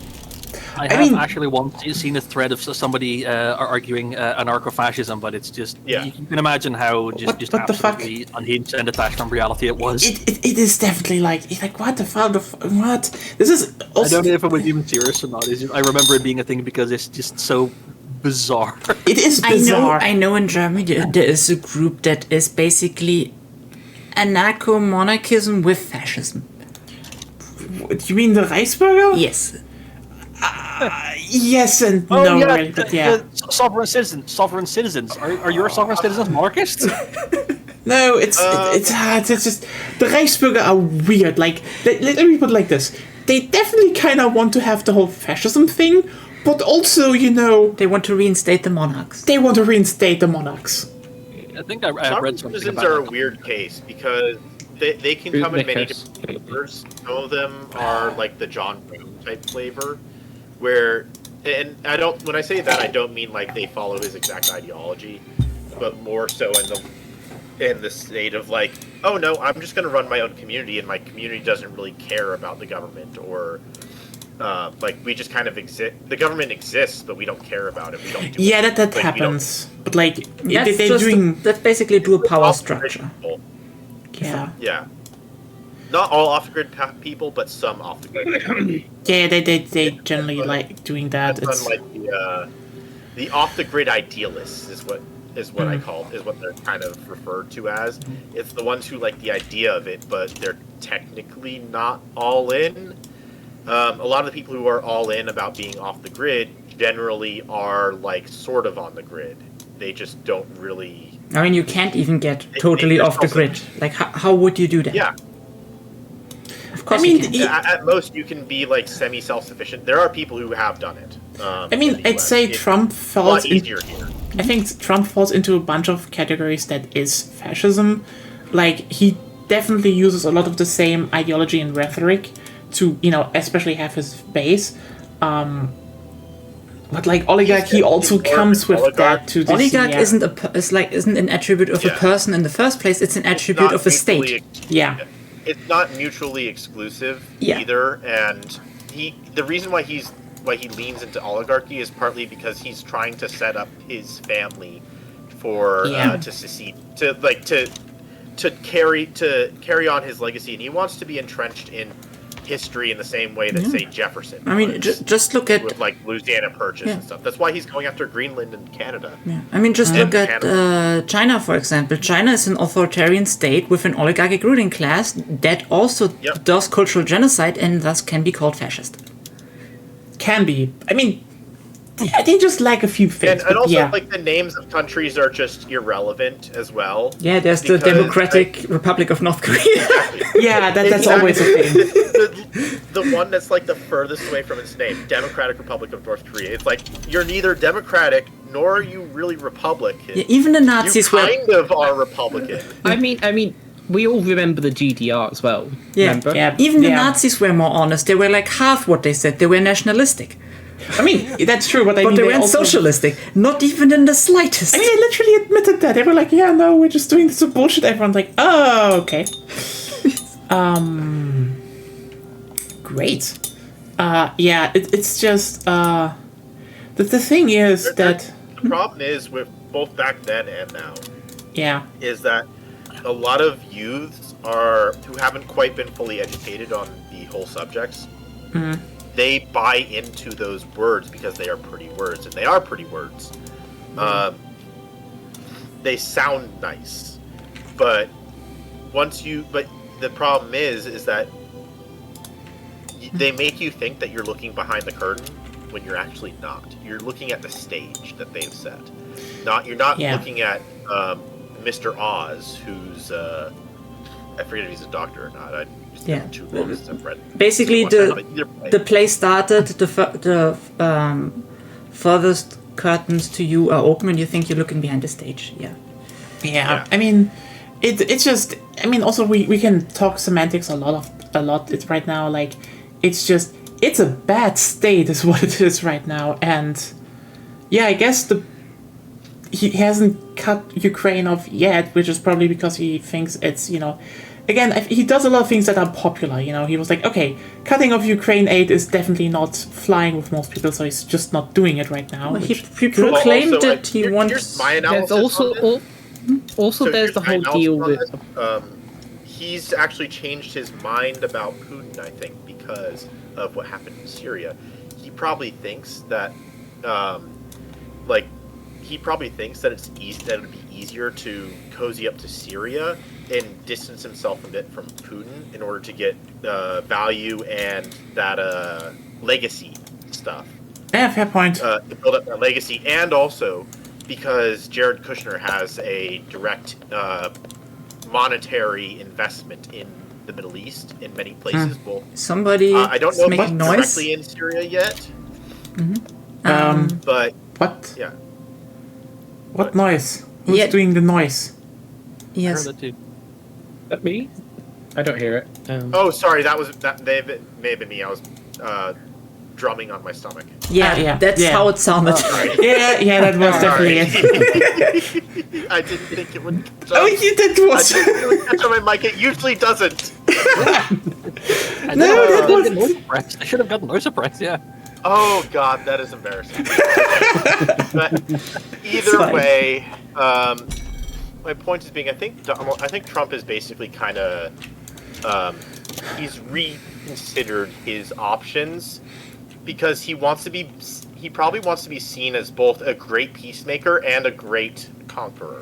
Yeah. I think. Also, there's the whole because- Ukraine rare earth Oh God, minerals yeah, that's deal like. thing. I mean, I also. mean, he still wants to be seen as a mob boss. I Yeah. don't know why, but he still I mean, carries I'd rather that. he do that than just like cut Ukraine off. Like, Yeah. so I it's, mean- it's all relative. We still have to see what his totally super deal he will try to impose on both sides will look like. Oh Also, God, that's Mike, gonna be dumb. What he's probably after is the money that the lobbyists who want to build those offshore fuel things in Ukraine. Because this is part of why the Ukraine war started in the first place, is that Putin wanted those offshore economic rights for like oil. Because Ukraine had those rights for oil in it's that part of the sea that is it's like that inland sea bit that's inland more towards Russia than from Crimea. The Sea of Azov. Okay. Yeah. So a lot, basically back in, I want to say 2013, 2012, something like that, a bunch of oil was, natural gas actually. A bunch of natural gas, I think, is what it was found in that sea, in Ukraine's economic zone. Well, And yeah. that's a piece of why the invasion of Crimea happened. It was also because of a whole bunch of other political reasons. Yeah. But Yeah. that's I mean- why Putin is working so hard for Donbass and. The thing with the war, no war in the Middle East is like, it's nice, Yeah, but this I mean, was you not really can't- his thing. Yeah. Like, the whole Syrian civil war was basically, and yeah, you know, it's still funny that the Syrian civil war At was, most, the Syrian can I- Civil War thing was orchestrated by Biden. With not the really, whole like, the war thing thing. is, Not him directly, but actually the thing is that no one really paid attention until I just wanted to say it's kind of ironic that an ex-splinter group of Al-Qaeda finished the war and is now very, very moderate. Apparently. Oh, Weird, that's Invited weird to visit timeline, but I France take it. as well. so our government our military was for sure paying attention to the Civil War. Probably, like, Most likely what happened is that our government offered to provide some troops to hold back ISIS remnants while the collective of the Civil War did their own thing. yeah, Now, I mean, the it thing may not is, have been a formal thing. It may have been an informal thing that our military was just like, hey, Yeah. like on the spot was like, hey, we'll cover you. Don't worry. Yeah, Because that's what's been holding it a stalemate so long is the whole ISIS remnants thing. I mean, also what I can say is that I feel like that might just be the fact in that, because Russia was pushed out of Syria so fast, Oh, actually, that Trump probably just thought that Putin is weak and he doesn't like that. Yeah. Like that could also just be very much I the mean, case. he is. The only thing is Yeah. just like the thing with no war in the Middle East is like for how long? Because the whole Gaza thing. Yeah. Like It's like, oh, there's no troops. I mean- there's going to be no American troops. You're going to need American troops if you're going to pull off that bullshit. he said he would do that, which would like here's the thing: if he actually tries to pull through with that, have fun with that because like At the very least, he doesn't know enough to lie about the fact that in order to rebuild Gaza, there would probably need to be some military presence there. I mean some, but like it probably just need a lot of money. That is the first part. I mean, if they stop It's- funding Israel, then they have the money. Yeah, that's not Yeah, going to the happen. problem is, Yeah, Trump that's is not gonna too happen. buddy-buddy with, he's too buddy-buddy with, Oh yeah, what's his name? Netanyahu. Netanyahu, yes. yeah. The thing is I mean, just they like they both gave each other some tongue recently, so yeah, that's what I'm calling it. Wait, they gave each other tongue? yeah. I'm calling it that. They speak to each other in private, and they they tell each other niceties and kind of just agree They make out. to support each other. Yeah, they're effectively making out as far as politicians can on the public stage. Yeah, I mean, the thing is more like it's gonna be bad. Like the thing is, if he actually tries to pull through with that, it's like basically the war that happened in the 1950s, just worse, just way fucking worse. Because yeah, Saudi Arabia has money now, and they will be very willing to bankroll this shit. Saudi Arabia has American Wait, weapons. bankroll which scenario specifically? Sorry. If Trump actually sends American troops to Gaza and tries to... No, they don't. They've actively said like this is a bad idea. This is bullshit. Don't do Oh, it. Trump said he would do it though. No, they said they are against Trump. No, Saudi Arabia said they're against it, so they're not gonna fund that. Yeah, which you also said just a while ago. Yeah. The thing Saudi Arabia is. What are we I talking thought about you were right saying now? Saudi Arabia going to fund the US. And No. Saudi Arabia would fund the shit against it. And they have money now. yeah, Sorry, yeah, I was mixing that up. Sorry. They having a war chest and they have machinery. Just saying that. And like, the thing is, And there would be enough willing people to actually sell them material to. Yeah. As much as I don't like it, it will probably be Germany again. Germany always provides both sides. No war without Germany. Basically, that's how our our war industry is going, I mean, which is terrible. Germany has something about two things, like two fronts, two sides. It's always something like on both Germany's. ends of the German military. It's Germany, more yeah. efficient. Also, yeah, I have an idea. what? You still have the truth with Ousa. If I conquer Ousa, we can then they're part of Eritrea, so they're just one state. So if we do that, then we can figure out some way till I can get to Eritrea. We can bypass the truce you have with them. Yeah, so just that. Yeah, you can do that. I still need to get Isaac for some way, but first of all, hara, ha ha ha.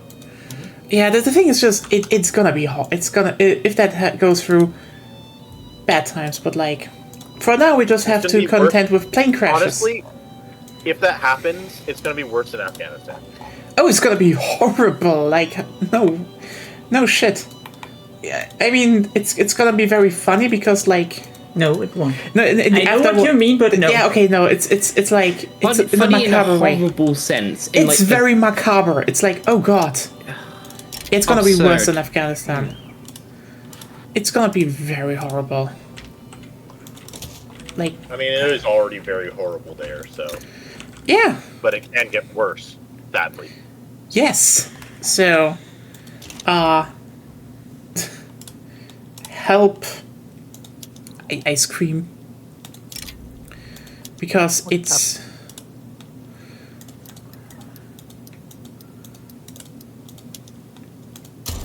There we go.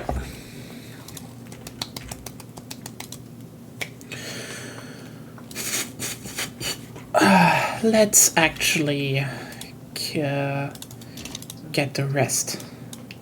And then I hopefully can maybe fix my goddamn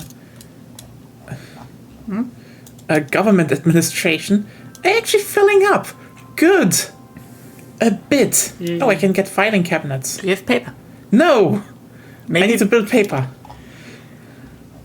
Oh, technically there is still war in the Middle East. The civil war in Yemen is still going on. Oh yeah, fuck that. Oh, yeah, Yeah.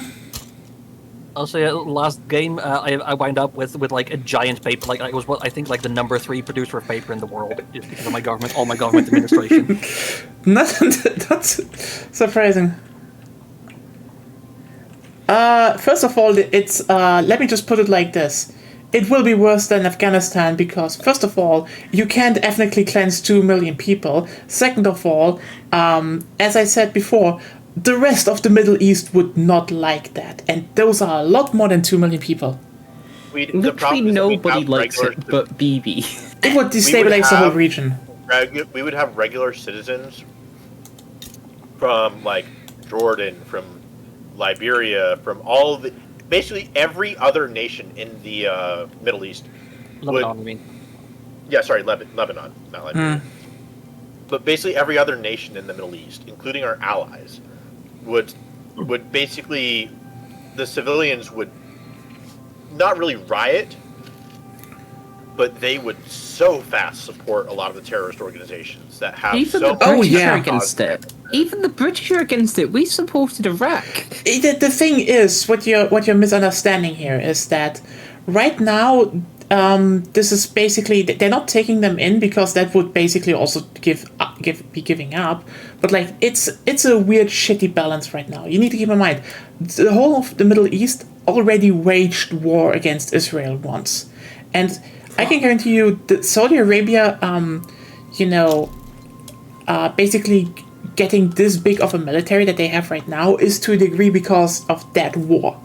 The thing is, a lot of them are still very pissed about what happened to Palestine. This is still recent memory for most people. And the thing is, right now it is more like, it's not a monolith, by the way. So as long as there is currently like some other form of upside, to just not do it and get away with it, some will not do it. But like also it's again the Also, case for of many of them, Palestinians are their own thing. They're not a Palestinian is not the same type of person as say someone from Lebanon or Jordan They So the thing is that you end up with with a nearly stateless population of people who want to have their own land. Plus, And that want to have their own representation, which is why they've had the problems with the coups. Plus, a lot of them, like most people in that area, are very young because most of the older people got bombed to bits. yes. And if young people tend to be one thing, then they're easier radicalized for better and worse. Yeah. Like the thing is, So if you the only thing you had was your community, and your parents and grandparents get bombed because there may be Hamas, because they bombed them for a long time, and Hamas is still there, but a lot less Palestinians. basically, So you have a very radicalized group that can only basically bond about communities and where they grew up. how was that one tweet again? If I see my whole family getting bombed to shit because I would definitely start Hamas too. And like, guess what happened? Basically, the whole thing over the whole last year, worthless. They were in decline. The thing A good strengthened analogy of them. all of this is actually, if you take, for example, the people of Jordan and the people of Palestine, the differences to them are wider than, say, the differences between a Texan and someone from Louisiana. Yeah, but like the thing is, they still are like, there's still a cohesion there. Like the thing is, Muslim is like there's a big difference. Like they're Shiites, they're Sunnites, and like they still have their own local cultures. Like for example, Germans are Christians and French people are majorly Christians. But French and German people are not the same. But like, if someone would threaten France, I can guarantee you most Germans would be like, okay, not with us. Except we're doing the thing, but we're not doing that since a few hundred years ago. We kind of learned our lesson. We're chill with France.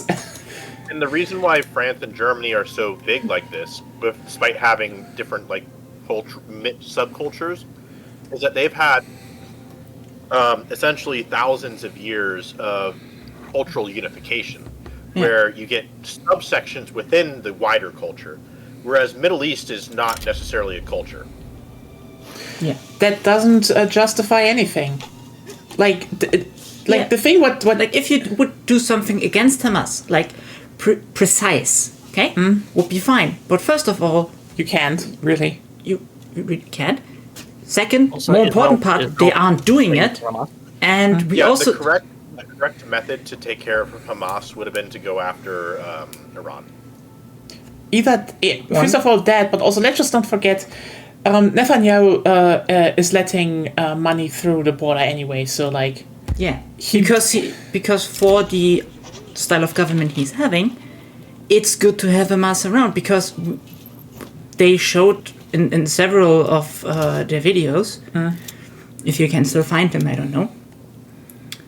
Their plan is Great Israel, and Palestine will be gone because that's the plan. How the hell would you invade Iran? You shouldn't. Like, the thing is, Iran is just like, it's just mismanaged to hell and back anyway. The thing is, Hamas was basically there because it was, here's the thing. Netanyahu needs Hamas and Hamas needs Netanyahu. They need to do shit, to be, they need to rile up Israel. So Israel retaliates because, like, they need both of that. The longer there is a peace period, the more on both sides it calms down. That is the key point to this.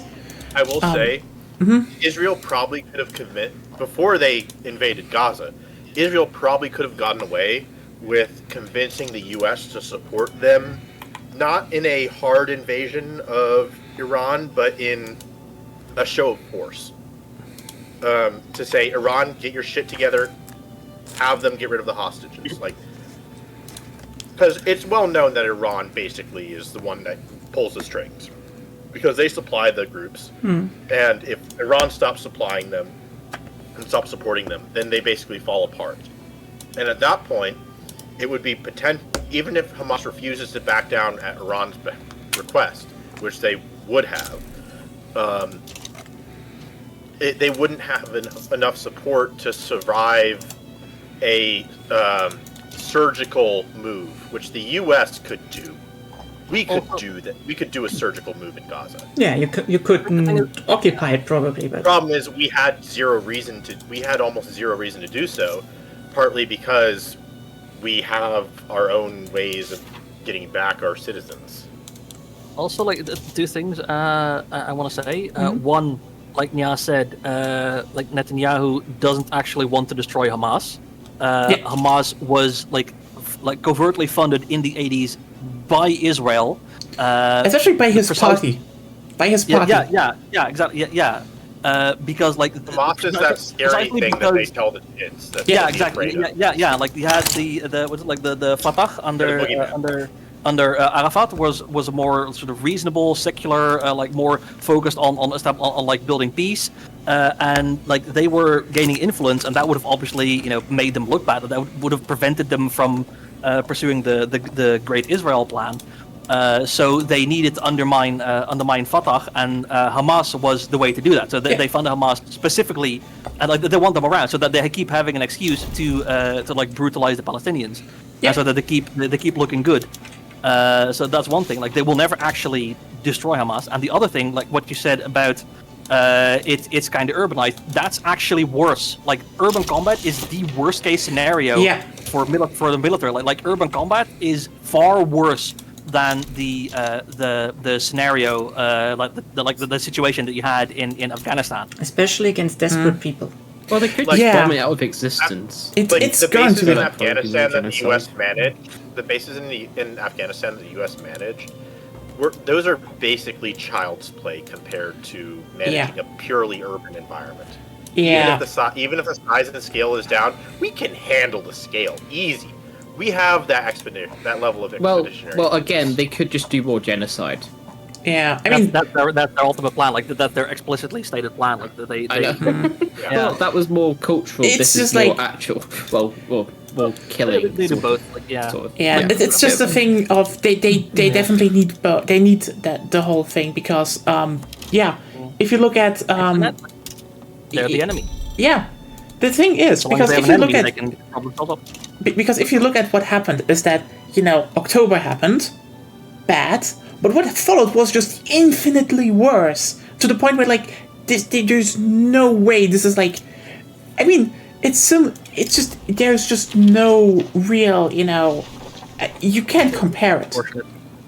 Also, I do want to say something that's kind of telling.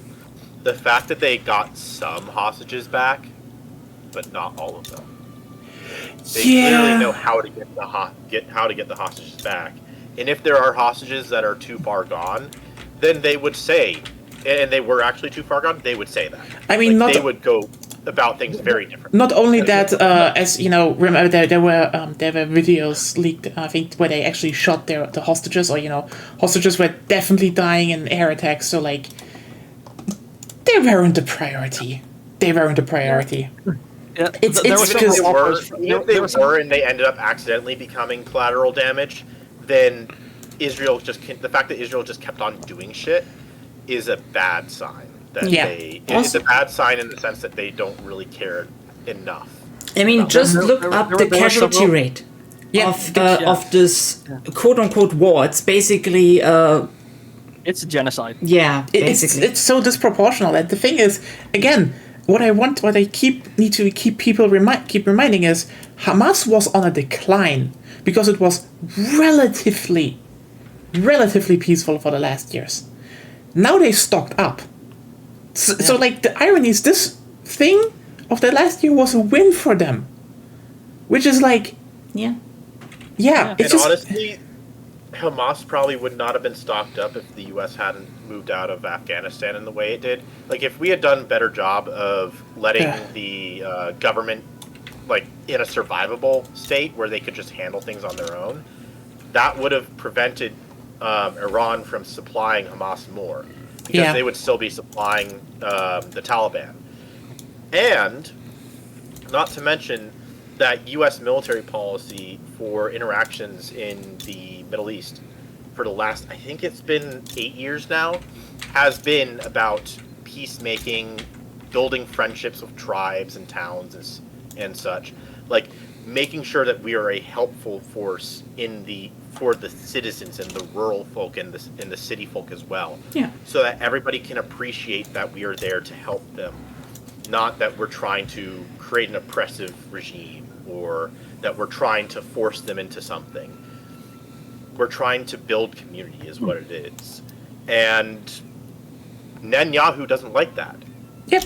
Because the U.S. building good faith and goodwill in the Middle East with these people is counterproductive to the threat that Netanyahu wants to keep the state under. Like, the worst part for Netanyahu and his especially Netanyahu's party is the fact that if Israel would started to be liked by its neighbors, it would be over for them. Because at that point it would be actually, there would be actually a sign of peace. But they don't want that. That's the thing. Even setting aside Netanyahu's, even setting aside like decisions made from the top, there are problems with individuals in the Israeli military who are doing things that are off the books and that are unspoken but also accepted by the higher ups. And the problem is that they know well enough about urban warfare and urban combat and military operations that no matter what, if you invade an urban area, there will be civilian casualties. I mean, this is and not about... if you don't do anything to hinder it, then you're going to end up with excessive casualties, which is what they had. And I mean, in Gaza, the goal was civilian casualties. Yeah. Like, absolutely. That's they the deliberately kill as many civilians as possible.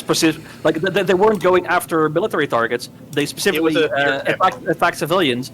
Like, it's an open-air prison camp. It specifically attacked civilians so that the rest of them would rally around Hamas and make it more of a threat. Yeah, I mean, they don't want so that actually, to I have a slightly different take on that. My take is basically that Israel was making civilians collateral damage in order to make the because they probably thought, oh, we could just make some of these reasonable civilians think like it's Hamas's fault that we're getting bombed because Hamas triggered all of this. This is why they went so hard in the global stage, including in Gaza, saying Hamas, we're doing this to get back at the hostages. We're doing this to say that they did do propaganda campaigns against the Palestinians in Gaza. I mean, that they in order to say that they Hamas is did at fault. the propaganda. I agree, but I don't think it's aimed at the civilian population in Gaza for one simple reason. There were several instances where they told them, go there you're safe from the bombs, and they bombed those places specifically. Yeah, it's probably both, honestly. Like, they couldn't care less. I mean, also the thing is, let's just be real here. Always pointing at that one date is just... It's a whataboutism. It's irrelevant. Yeah. Like, was this bad? Sure, no one disagrees with that. But what followed was worse and not in any relation. And again, the thing is, the complete irony is, if Israel would have actually, invested in, building roads and infrastructure and actually, help the people in Gaza, Hamas would have evaporated decades ago if this was about, destroying Hamas, because like this isn't about destroying Hamas. This is about destroying Gaza. And there's a very big difference to that, because again, Hamas dies with their support. Yeah, it's like And their support dies the moment people in Gaza would start liking Israel. And the best way to do that would be doing the complete opposite. Rebuilding the state, making good connections. Essentially doing what the U.S. has done. But the problem is that, part of the problem is just that I have a pretty good feeling that Gaza probably would not have accepted the aid.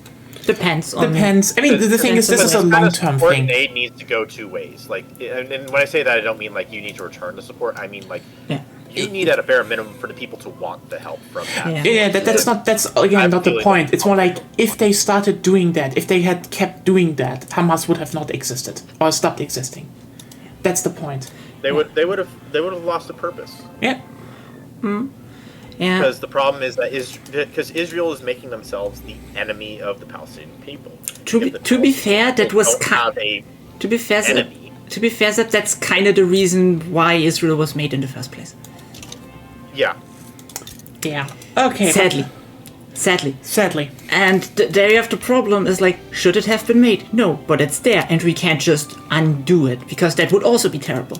It's like there's just one way really forward, and that way is actually the way forward will just be stop killing people, start cooperating, look at people on the same, on from eye to eye, and that is going to be hard. That is going to be like a monumental generational effort, because the wounds right now are so utterly fucking deep. I don't know if they can ever be mended. But like the thing is, and this is like the key point. This whole thing will only stop.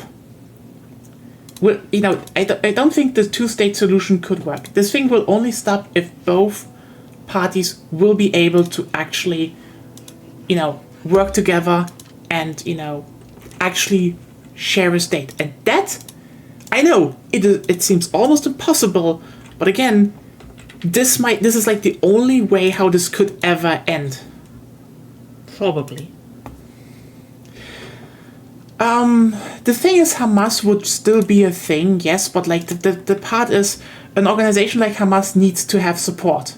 And again, people in Gaza already wanted them gone. They demonstrated against them. They hated Hamas, because Hamas is not like a good organization. Yeah, originally they promised infrastructure and stuff, got elected, and then didn't do that. And now, there weren't any elections like for 20 years now. Most people can't vote, and it's just like, it's a big shit show. But like, the thing is... The problem here, I think, is that we're getting a little too deep in whataboutisms.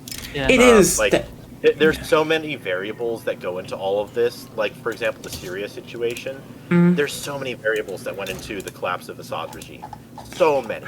That if even one of them was slightly different, then an entirely different or the entirely same situation could have happened. And we're also it's too recent to know what difference some things would have made. Yeah. Like, we can make more viable discussions about things that were, say, in World War II. But even then, some things we just don't know enough about in there. And we don't know how people would have responded to these potential situations. Like, it's the butterfly effect.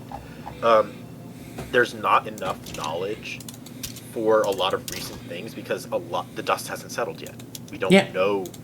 We only know things from one side of many, many sides. Yeah, but it's still not enough information for us to reasonably go into whataboutisms. We can. I mean, whataboutisms is a fallacy that we should never go to. Yeah. What we could maybe talk about with regards to this, with a reasonable situation, is stuff that's like in the now and immediate. So things like, for example, Syria is out of it, but when it happened, we could discuss potentials of what could end up happening, or how things could have been different in the immediate time frame, because that's what was happening then.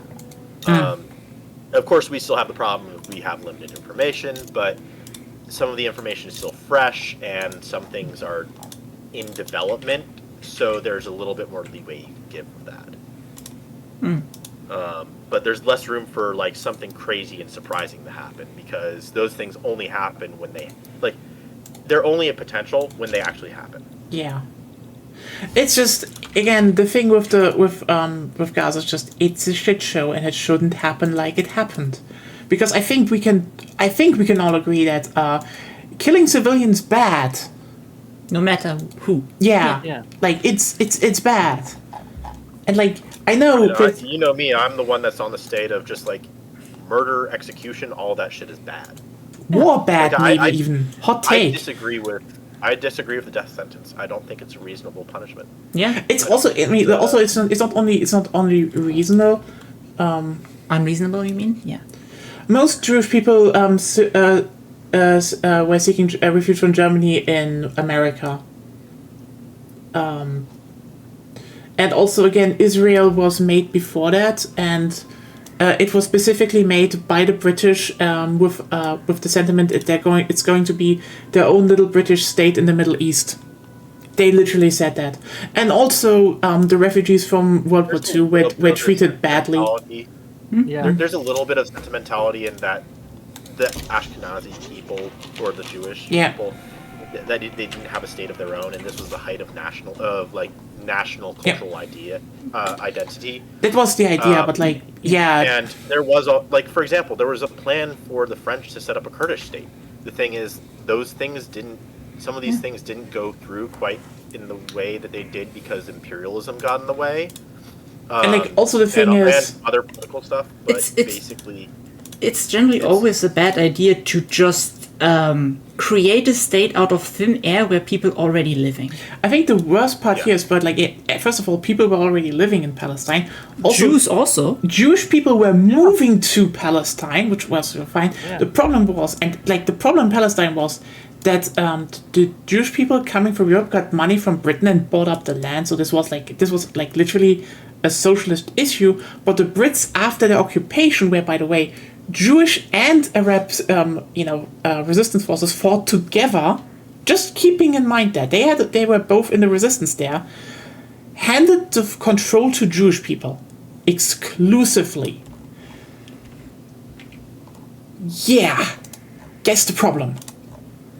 Like, that is honestly, the thing. I think that if I had to be in that situation of setting up a state there and not going back in time and like with the information that we know, I would probably do something similar to what the Romans did with their dual consuls. You would probably have to set up a religious state where you have two leaders of each leading religion, the Jews and the Muslims. You know what kind of state that's like? What kind of state that's actually based on a similar mechanism would be Lebanon. Because Lebanon has, their system of government is that they have all three major religions, so it's Christianity, can I say one thing here? I don't even think this would have been like really necessary. Actually, back in the day. It would. So I'm just saying, like, so this is again if you had we have a limited. If I had to, I feel like this is like maybe a better option. But again, I'm no expert. I mean, I don't think it really would have worked in that sense, because the religious, like, it would have to be more along ethnic lines than religious, maybe, because there's a lot of there's a lot of Christians in Gaza as well. Like, there's a lot of Palestinian Christians who are very often forgotten. You do have a idea there. I'm mostly just kind of like some of this. But my problem is I believe too much in the fallacies of human nature. Yeah, I mean the thing is more like you have to also keep in mind one reason why Israel was made in the first place. Not the only reason, but one reason was also because several people in power believed the whole, if all the Jews go back there, then the world will finally end. Oh yeah, that is also a thing. Evangelical Christians. I know this sounds but look it up. Evangelical Christians literally thought, at least a subgroup of them, not all. Because again, in the Bible basically it says, if the Jews are basically back in their homeland, then the end times will happen. So yeah, cool, we have this because we basically have the situation because of a doomsday cult. Because, like, Partially, yeah. partially. Sadly, there are some weird takes on faith and religion that popped up, especially in the U.S. Yeah, Luckily, the like core sections of these groups did reform into more reasonable existences.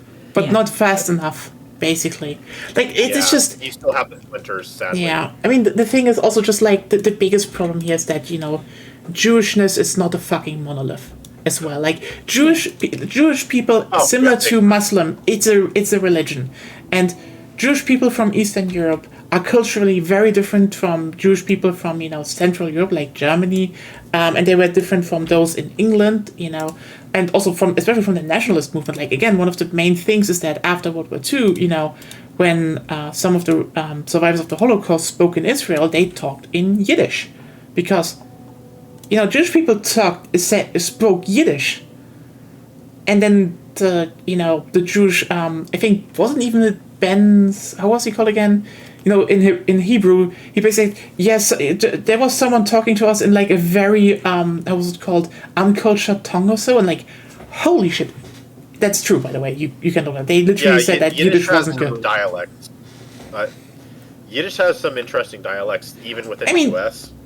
I mean, Iran is like, thank the US for that. Like, it's not like, Iran was like, hey, we have a democracy.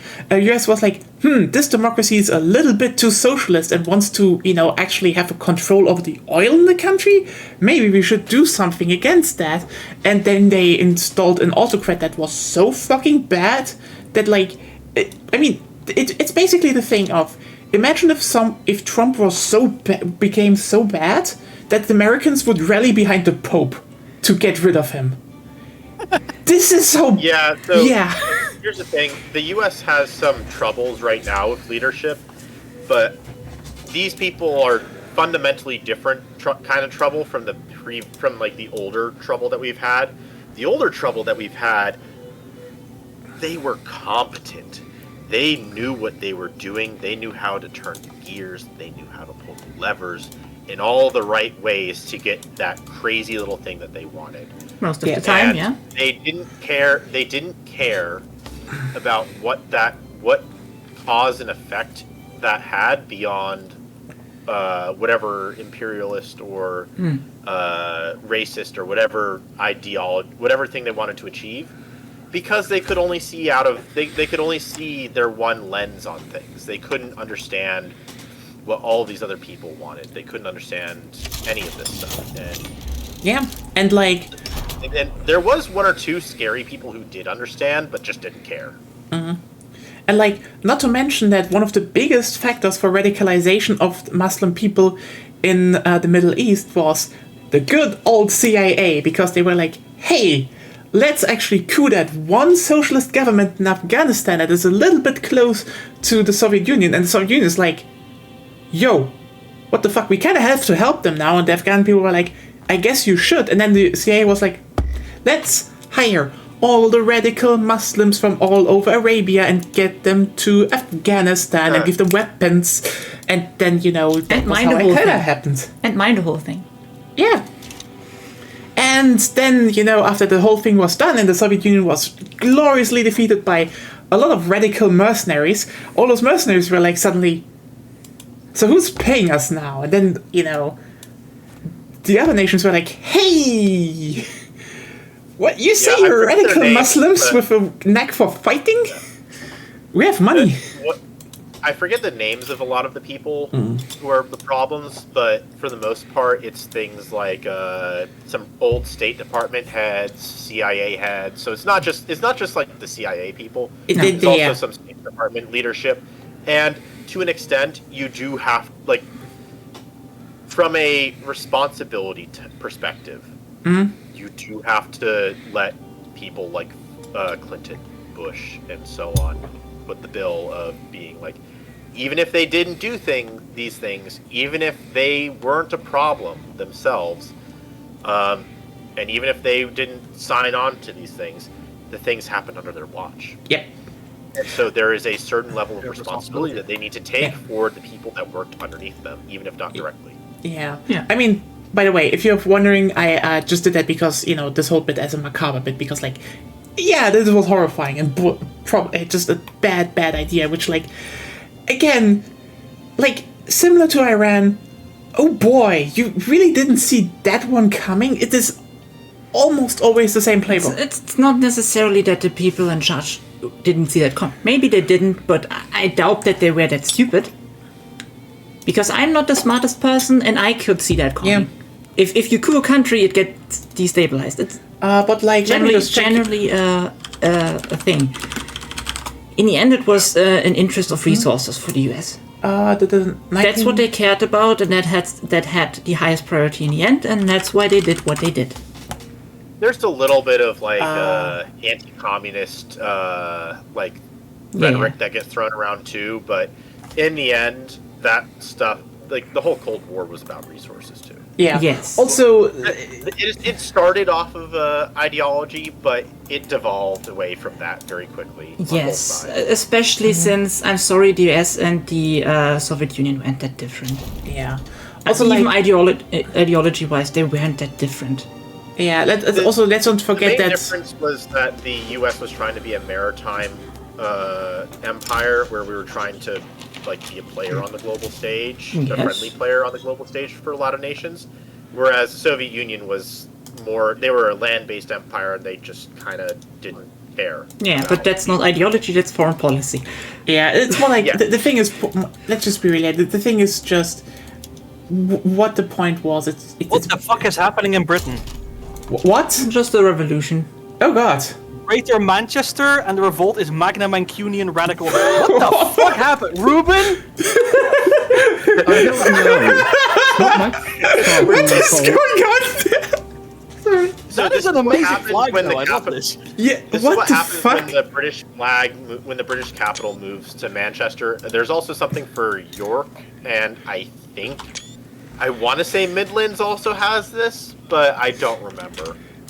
What I the do hell? know that the flag and name changes for Manchester. It's not a bad flag. I quite like it. It's not a Better bad than flag. the It's just. It- it's What's very the other British Britain flag rules that's neat. like that you can get?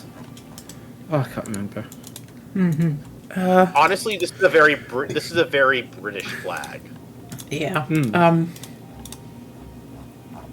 Wild shit happening in Britain, though. Like, I'm just sitting here screaming at my because I just can't get my economy stable. But like, help. Also, I'm happy I have frontier colonization, which means that I can make, if I'm very, very lucky, I could make it to the coast. I highly doubt it, because like the way that this state is split is just terrible for the potential of that happening. It's probably impossible, honestly. Yeah, the thing is, well, like, the Middle East was destabilized over a long time, and like the thing we're looking at just right now is the shambles. It's After Effects, I guess. It's the after effects, yeah. Like, I mean, this started even before. Like, we don't even need to blame the US for all of that. Like, let's just be very clear here. The first ones who did that was France and Britain. Fair. Yeah, like the Arabs were literally like, "Hey, should we fight with the Ottomans or against the Ottomans?" And the Brits were like, "Hold up! If you fight against the Ottomans, we help you, and we will promise you can build your own nations and coalition in the Middle East." And they were like, "Holy shit! Yes, let's do this." And so they did the Honestly, whole. that's probably the first butterfly. That's probably first. one of the first butterflies. Yeah. And then, that happened. And then after they won, they were like, "Can we make our own states?" And then the Brits were like, "Hey, France, let's we already carved up the nation with France. Fuck you." This is, by the way, why Syria has like this one straight line border. This wasn't a cultural thing or so. This was literally Britain and France literally just taking a pencil and drawing a line on the map and then being like, "This is how it is now." They just split the shit up where they needed it to be. I will say, there did seem to be a possibility that you could have a split, although that split would very much go the Pakistan route. if the UK and France were actually invested in making the split these straight line borders happen. I mean, they didn't do that in Could Africa. have theoretically happened, but they didn't. Yeah, I mean, they already didn't do that in Africa, so yeah, as if they cared for the Middle East in that part. They had very little reason to. If they wanted goodwill, then they would have had reason to do so. Yep. But they didn't care about goodwill. They were too strong to care about it. And then you had the other thing of, and then you had the other thing because this basically weakened the Arab coalition so much. If you're wondering, hey, how did Saudi Arabia get so big? The answer was there was an Arab coalition that got betrayed by the Brits and French that, and was weakened because they were stabbed in the back, and this is why Saudi Arabia was able to conquer so fucking much. And the Saudis were bad, even back then. People didn't like the Saudis back then. Just everyone else who could have fought back were so weak. Because, again, the big split was basically the Arab nations deciding, can we pressure the Ottomans to give us more, autonomy and more rights at the table? Because, the Ottomans had like a whole nationalistic movement as well, which was bad. Let's just be real here, this one was bad. Like the Ottoman Empire needed to be not nationalistic, it needed to be, pluralistic, else it would have just fallen apart anyway. One thing that I will say is a decent win, not the best win, but it's a decent one, is the fact that the US managed to force the Saudis to pretend to be decent. I guess that's the case, but yeah, just the thing is, yeah, back in the day, the whole thing that Britain and France did after World War I was just, yeah, before World War One, the Middle East was not truly stable, but there was a chance that it was stabilizing again because the Ottoman Empire held for a long time, and the problem was the nationalistic movement, and also the thing is, a lot of Arab nations, even back then, saw that the most liberal of all of Middle Eastern countries still is like, it's a monarchy where women don't really. They wouldn't even call it liberal. High bar to pass. Yeah. And even then, there are some there's probably some out there that I could argue are a little bit more liberal in regards to not in regards to their laws, but the way their culture operates. Yeah, it's just the Saudis are still kind of repressive. They're very repressive. It's a scale, and when you look at only certain aspects, yes, they're quite liberal. But when you look at other aspects, it kind of it evens out. I mean, they just murder people, so It depends on what aspects you're looking at, and not to mention also the thing with liberalism and conservatism is that I wouldn't say liberal, by the way. It's more, we could maybe say progressive, but even then. So this is what I'm getting at is what the U.S. and essentially North America considers liberal is very much not its own thing. European liberal, and so that's why I don't really say the word liberal I don't like saying the word liberal as an identifier outside, especially in international politics. True, because the US is pretty much an outlier there in how they define things. Yeah. You're better off going back to the thing that we're talking about that I was mentioning earlier about just saying totalitarianism. Yeah, it's just for ideologies rather than the offshoots and collective ideologies like fascism is. The thing is just generally that, how should I put it in the best way? It's just literally the fact that you're looking at it's just looking at a very destabilized region, and the thing was that the Ottomans had a nationalistic movement, but the thing was a lot of Arab nations wanted the Ottoman Empire to stay there in some form. That was a big thing. The Ottoman Empire was still a very strong alliance that a lot of people benefited from. It's this was the Ottomans kind of created the, European Union for the Middle East. And I will say some of the Ottoman, this is just to me, the vibes that I get from people that are still supporting the idea of an Ottoman resurgence feels it won't happen. Kind of, well, to me, the vibes it gives off is similar to the whole Confederacy will return vibes. It's also that state that lost. It's just that state, yeah. I mean, the thing is that if we're honest, it's just the fact that when I talk about what the Ottomans were, it's like what they were. They covered like a huge amount of land. They unified basically a lot of people under themselves, and they governed for hundreds of years an incredibly stable and incredibly rich country. Like one of their leaders literally was called Suleiman the Magnificent. The guy wore a giant fuck off onion hat, and people were still calling him the Magnificent, which is like, get to that level of leadership that they call you magnificent. Would you disrespect the headgear? An exception. That hat is fucking awesome. Yeah, that alone is magnificent. I mean, there's a reason why Europeans stole the Arabian drip.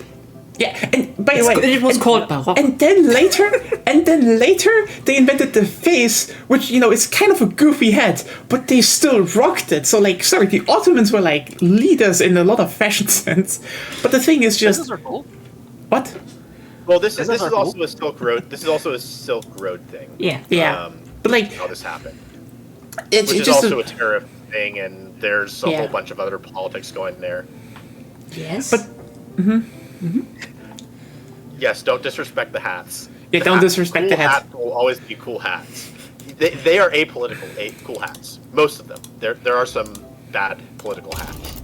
True. Would you consider the pickle helm political? Not really. I mean, it is to a degree. I don't really. To a degree. I don't really have enough of a cultural understanding to be able to say It is to a degree because, like, I mean, to a degree, but in the end, the Prussians weren't that impactful as the mustache guy. Let's say it like that. They weren't fascistic directly. They were autocratic and warmongering. Yeah. In that sense, they were bad, but that was pretty much everyone around them too. Yeah, I mean, aside from the Reichsbürger and even the those, thing like, why the Prussians are remembered that way is because the Prussians did it better and then lost. Also, the Prussians did kind of do. The Prussians were pretty decent at their PR, I guess, is a way to put it in a modern term. Yeah, fair. Yes, Because they sent so many officers around to developing wars in order to support the underdog or either side to gain experience for their officers, but also, so like for example, the Prussian officers that came to the U.S. during the Civil War, they earned good rep especially among the German Americans in the North. yeah. I forgot to try and get allies, but I don't think it matters.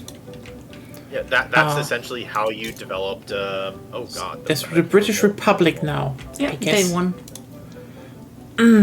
Like, it's just there's a lot of that stuff, but like, yeah, I think the pickle helmet. I think the big part is also the pickle helmet got supplanted by the Stahlhelm, so very very fast actually. Also, was the pickle helm mostly leather? No, it was made out of steel, and Okay. it was made out of steel. And not the best actually. I mean, the thing is more like, how bullets developed was just the thing. Yeah. Like, also, Yeah, by the way, the there's a pickle lot helmet there. was like a thing that happened across a lot of nations, actually, because, like, the pickle was there to, I think, deflect debris and stuff. So it had a function, actually. The thing on top, from what I understand, it was for like for parades. That's why you put like the big poofy like plumes. That's where they put them on. But the pickle itself was there because of...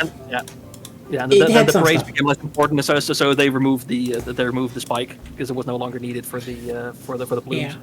And also, like, the thing is just, again, they then built the whole the Stahlhelm, because again the moment they realized warfare had actually majorly changed, like every country adapted to that. Like the Brits also had a different helmet, and they were like, we need a different one, and they basically, I think the interesting part about it is, if you look at how every country adapted their helmets, like the French basically were like, we should take the helmets that the firemen used, which is like, and just making them a little bit more durable. Fine.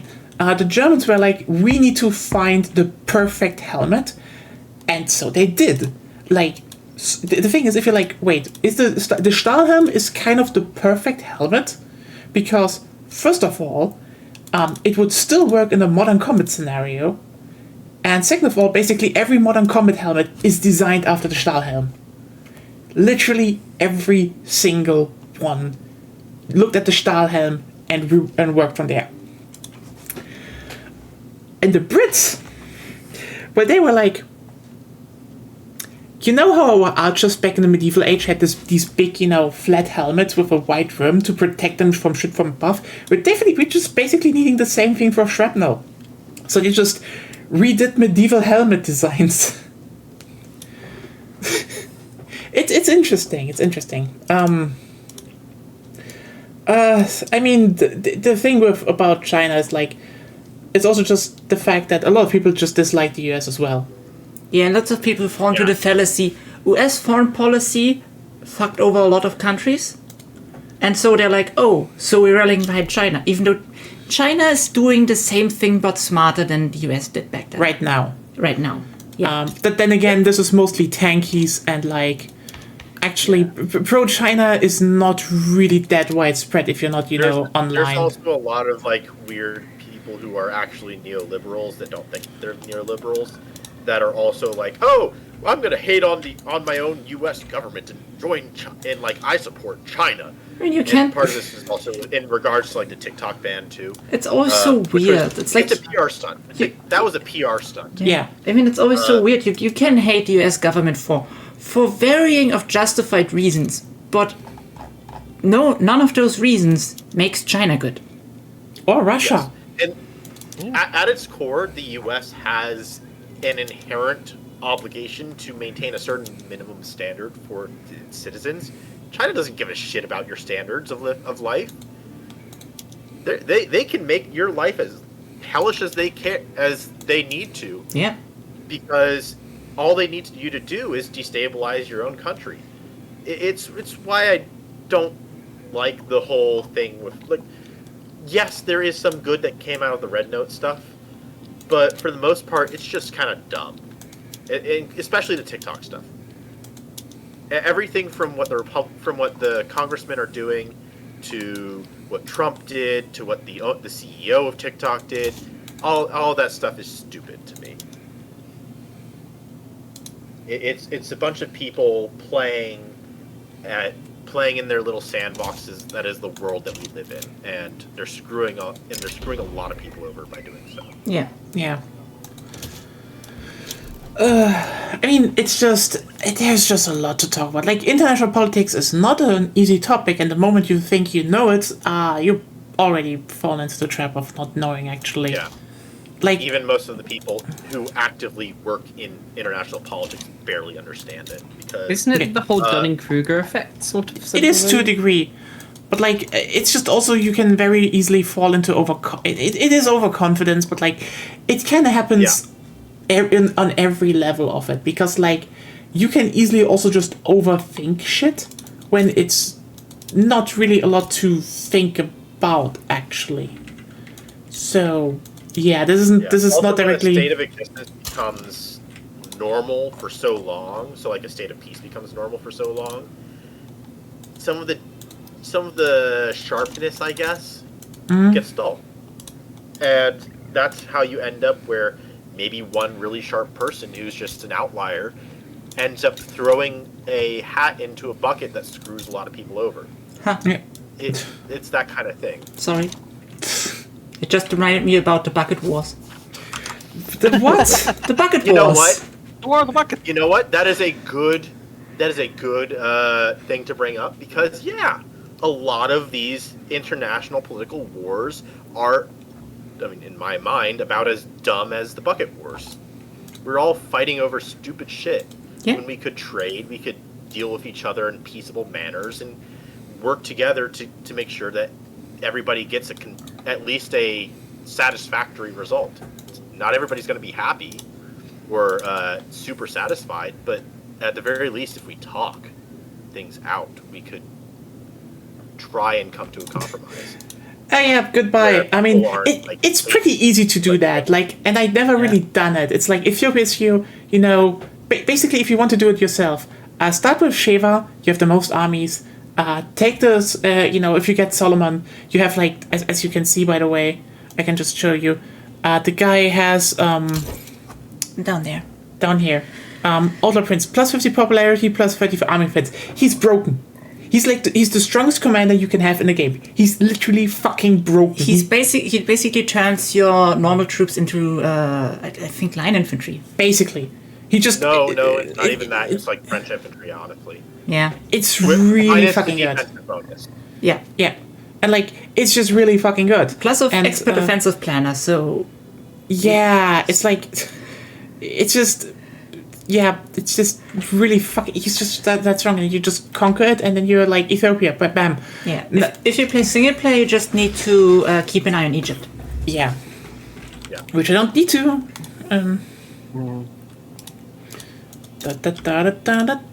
Maybe should. Egypt might conquer the world before you form more of Ethiopia. The funny thing is, like in very shortly, I will have everything I need to form Arabia except pan-nationalism. That's still like Yeah, years that away. is gonna be a long time away. Also, yeah, you need to rush your colonialism. I am still doing that. It's just I need to. Also, like once this is over, I think like I kind of goofed by giving you the defensive pact. I need to break the defensive pact so that you can demand state demand return state Eritrea, and I'll just We give can't. it, Can't 'cause we just trade? No, We can trade. I don't see an option for unless I'm missing something. It's not a committed You need participant to in any right-click- diplomatic you need to- play. You just You need don't. to right-click the state. No, Right-click the state. no, Zep. Or, yeah. She's at war. Oh yeah. Yeah, When once the you're war's not okay, at once the war. war's over, yeah, okay, then we can do that. We can keep. Yeah, that's even better. We won't have to do it. We won't have to do a war card. Yeah, this war Yeah, won't last sorry, much longer, by the way. So yeah, I it's- wasn't looking over there, honestly. It's fine. I'm just looking at my little piece of what will hopefully soon be Mali. What I like beating though the old is skin. I potentially may not need to fight to the coast in order to form Mali. Potentially, that depends on how quickly France barges its way up into Volta. Yeah. So Mosi and half of Kong.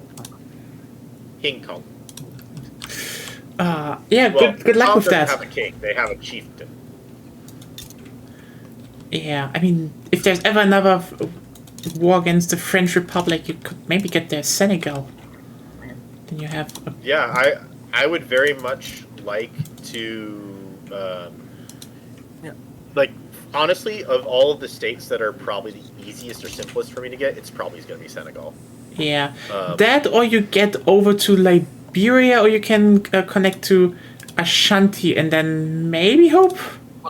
What I'm also seeing, like, if you, it does take some colonization, but to the south you have Windward Coast. There is still coastline there that you can colonize. Yeah. Yeah, although I do think that the Dutch are going to probably poke their face in there once, because they just Right. poked their face in Guinea, Yeah, and they But I usually think- go after the coast there. yeah. By the way, can someone end my slave trade? Oh, yeah. I don't have. We have a defensive pact. Yeah. Yeah. Not yet, also. So, yeah. Also, I do have slave trades. We so- really went into the long Arab stuff. You know, it's very funny how, two German, one American, one British, and one Dutch person just talk about Arab history and politics. It's like, it's not that I'm saying I don't know a lot about it. It's just more like, We're not really qualified to speak intellectually on it. We can only give our layman understanding. I feel like we should definitely expand this group and have at least one Arab player in one round, one day. Expand the network. God damn it. Well, if it happens, it happens, but it's probably best if we don't hunt for someone like that. Yeah. It's not like That has to happen naturally. Yeah. it should happen Yeah. naturally. That's more the case. This is always a key thing. I will always say I don't want to get this into something I want to force. I mean, maybe this is a problem for me because Honestly, forcing the situation, the scenario is kind of how it's very loosely. It's how we got into the situation in the first place. Yes. Kind of. The only difference is that the British and French didn't want them to sit at the table. Like Yeah. the Japanese. I mean, what are you talking about now? I wanted to talk about forcing community. Oh, with the Japanese, I was talking about nation. Yeah, that was great idea, Britain. That would definitely not have consequences. Sounds like. Oh, Austria is now granting the independence of Zulu. Yeah, Austria guaranteed. Can I say one thing? They guarantee the independence of almost all of Italy. Go on. I should definitely get those- Niambresi. Yeah, fair. Well, that's because it's where the Metternich system expanding. That's probably also why they now say Zulu is safe from us, because I'm there and I'm part of the Metternich system.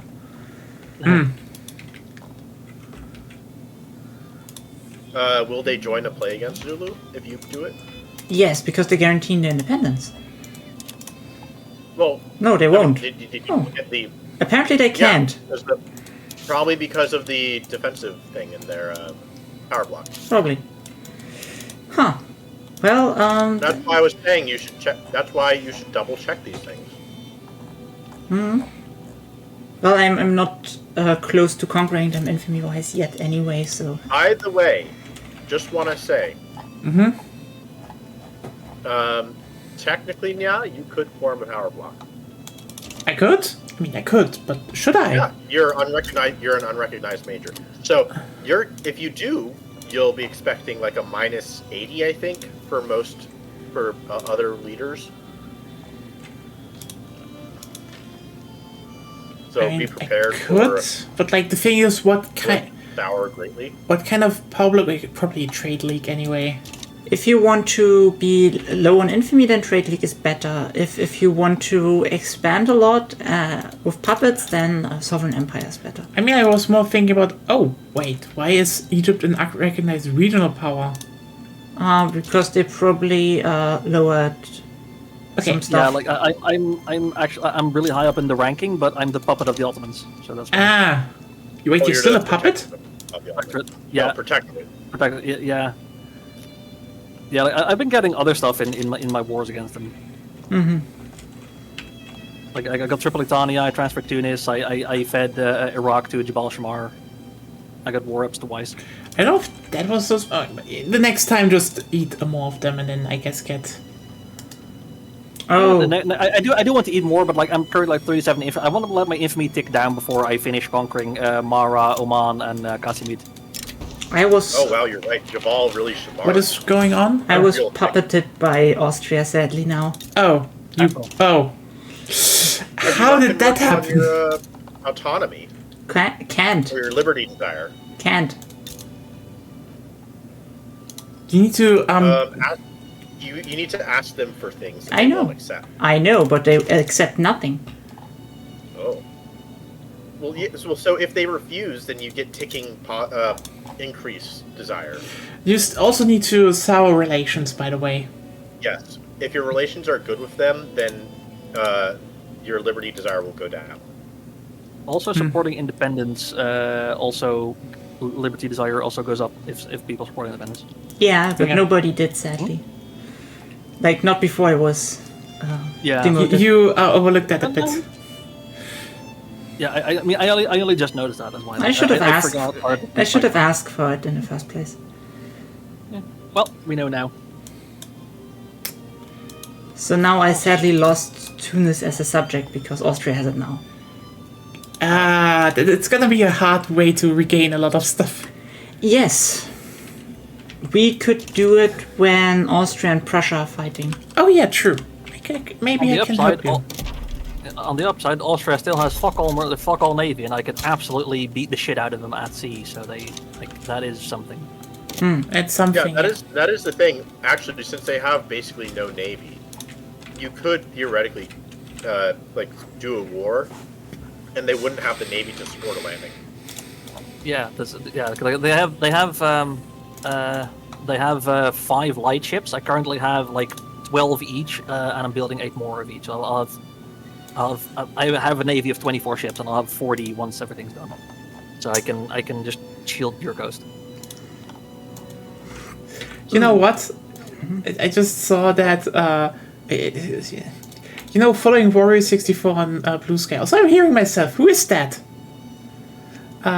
You just posted that Final Fantasy VII Advent Children complete in 4K digital as 6.9. Nice. Also, yeah, you can get Eritrea from me now. Oh yeah. Wait a second. Let's Egyptian states. Eritrea. Yes.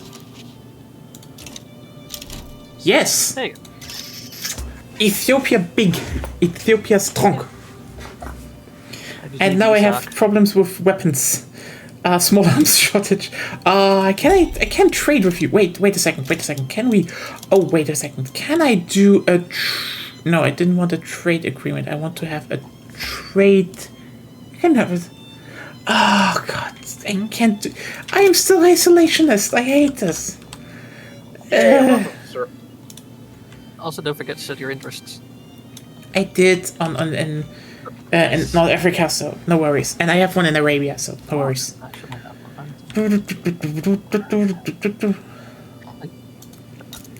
But yeah, in general, I would say it's there's a lot of stuff where things can just go horribly wrong, actually, and it's usually because what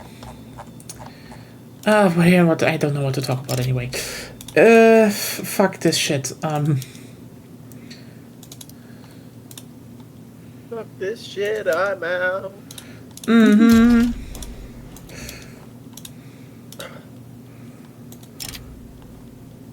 Let's see. Do I want to like my religious folk? No, I do not care about them. They have no useful bonuses.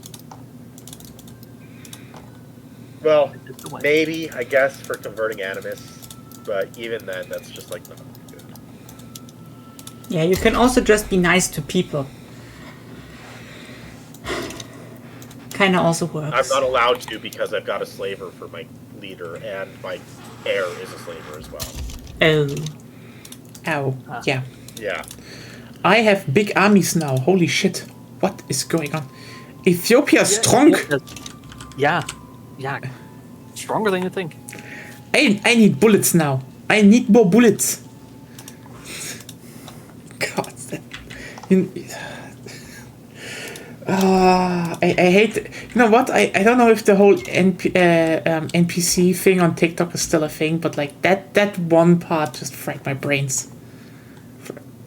I hate this, that this one stuck. Oh God! Imagine Victoria 3 NPC streaming. How would it look like? Line go up. Line go up. Line go up. Line go up. Line go up. Give state. War. Yeah. Tool Something build. like Tool that, build. probably. So they're basically shouting imperialism at each other. Yeah. The thing was, And that's what the game is. the thing I was talking about was like someone who.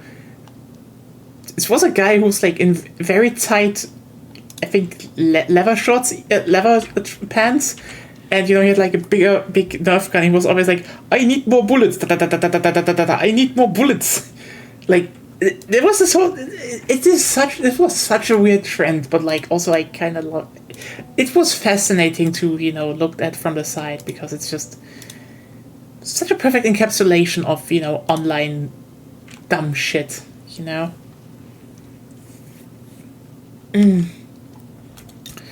Also, I would definitely join, by the way, against defensive pact with Portugal. What is with Isaac? Oh, Portugal has a lot of. No, it's guaranteed independence by Austria and the Ottomans, and has a defensive pact with Portugal. Well, obviously, the people on the world political stage realize what you're doing. They're like, "Oh, that's not allowed. We can't let a new power evolve or form. That's That would be too illegal. destabilizing." That's illegal. But you did it too. Yes, but I was faster. I don't know if I want an alliance directly. You know what? Fuck it. So here's one thing you could do. No. You could attack Isaac, but not with like a conquer state thing, more maybe like investments, which I think shouldn't, like, double check before you click it, but that shouldn't trigger guarantee independence, I think. Yeah. By the way, I think isolationism should be like, let me just be clear here. I think isolationism, how it is implemented right now, is stupid. They should allow you to have like, trade with at least one nation, that is adjacent. Because like, they basically did that because, oh hey, what is this based on? Japan. But also, here's the thing. Yes, Japan was isolationist, but they did trade with the Dutch. Boy, did they... Honestly, they need to make it so that isolationism has its own system of treaties, which is a trade treaty. Yeah, they definitely need to do something like that. That's, that you maybe have a scale in that. Because... change trade agreements so that trade agreements just act. They don't give any buff or any change. They just turn on trade for that between those two countries. Yeah. Because a lot of isolationist countries... Unlike a Dutch treaty port in Japan would kind of make sense. Also, I just noticed Britain owns a small part of Kyushu in Japan. Just amazing. State. They did that when that happened. Honestly, and if I recall correctly, the Dutch treaty port would be that piece of Kyushu. Yeah, and also like the thing is that it's just like they always had some trade because like some nations isolated themselves, but like they still had trade with some of their neighbors because well, you can't stop everybody from trading. First of all, that. Second of all, even North Korea can't do that. Is North Korea isolationist? Yes, it's still trading with China, Russia, and South Korea. So like, it's just a very bad. I think right now they just have a very bad representation of. But you know what? Now that I think about it, trade rework is coming next patch, so maybe.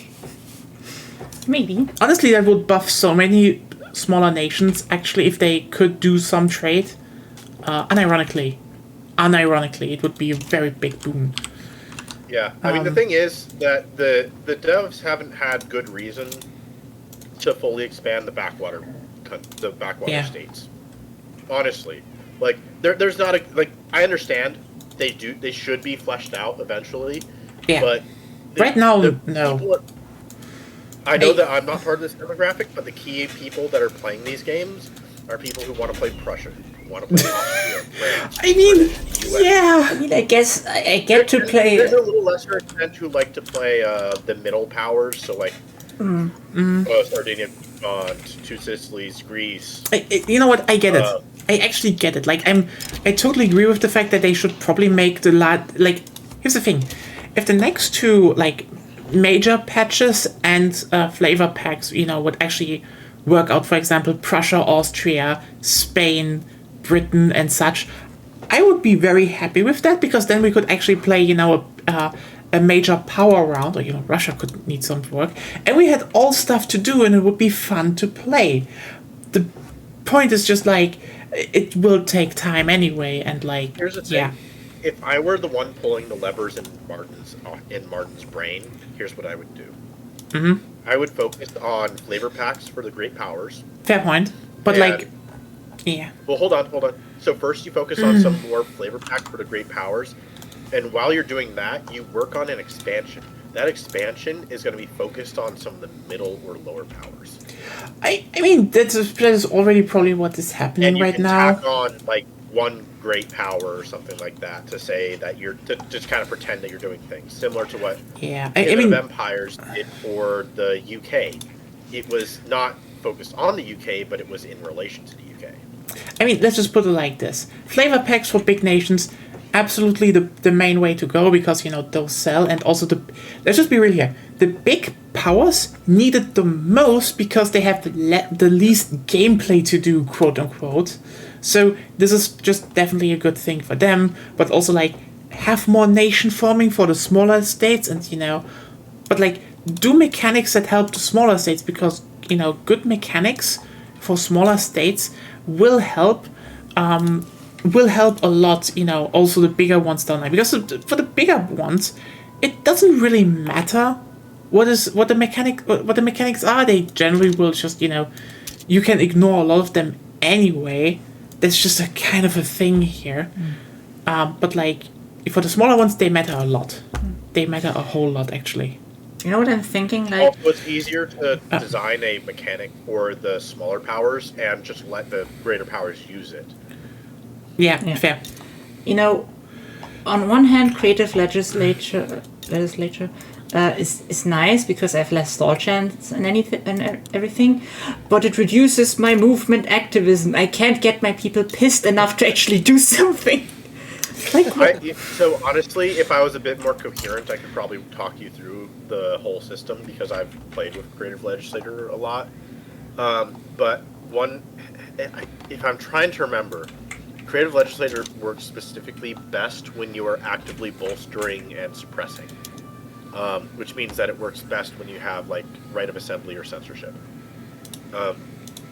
I don't remember it all, but it does have its. It does have its way of working. It's just kind of niche. I have right of assembly. Problem is the easiest way to get like regressive country forward is just to piss after people and get a strong movement, and But right now the movement never gets strong enough so that my market liberal can get power.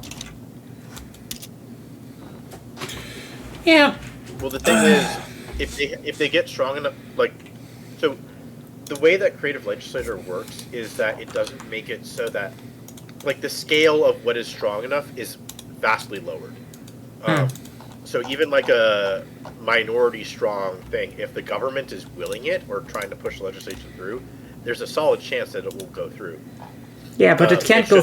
It can't go through if the people aren't pissed off enough, because then there is no market liberal in power.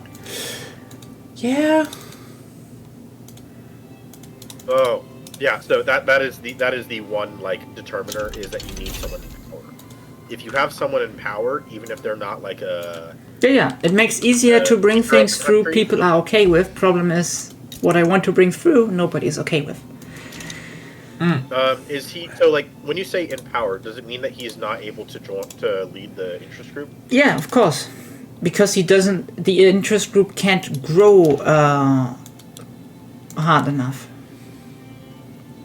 Like, if I could bolster them, sure, but I don't have the authority. Otherwise, my economy will collapse. Yeah, it's a bit of a balancing play. When you do balance it, it works really well. But it has that problem. That you kind of need. Well, I didn't plan to join the Austria power bloc, so. Yeah, that is the problem there. But once you get that system going, it works pretty damn well. Because you basically end up avoiding the destabilizing and reduced production of because having a crap ton of turmoil in your country does impact your growth. Luckily, you don't need that much turmoil to get there normally. You don't need that much turmoil. But yeah, the thing is that once you get the people in power, it works great. But if you can't get the people in power, then that's a problem. So my best advice is try and find a way to balance your economy so that you can have some more free authority. Yeah, it's hard when you're in the Austrian market. Yeah. Or maybe change a law. Well, at worst, change a law to get more authority so that you can force through things via supporting. I've been supporting my which movements? I've been supporting my peasant movement this whole time, and I've been I screwed up and was supporting my absolutionist movement, but that's just because I misread it. I thought it was abolitionist. Happens the best abolitionist, absolutist. Yeah. But currently, I am promoting the peasant movement and suppressing the pro-slavery movement and the absolutionist movement, and that let me get off of serfdom with zero issue. and that's without the Corn laws. ideological thing. Yeah. Yeah, and without corn laws because my market liberal got lost.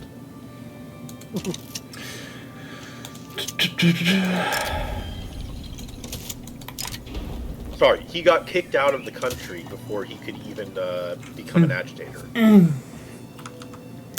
Oh, well. He stepped Like, I one saw- foot I outside the saw border, and they him- were like, "Nope, close borders."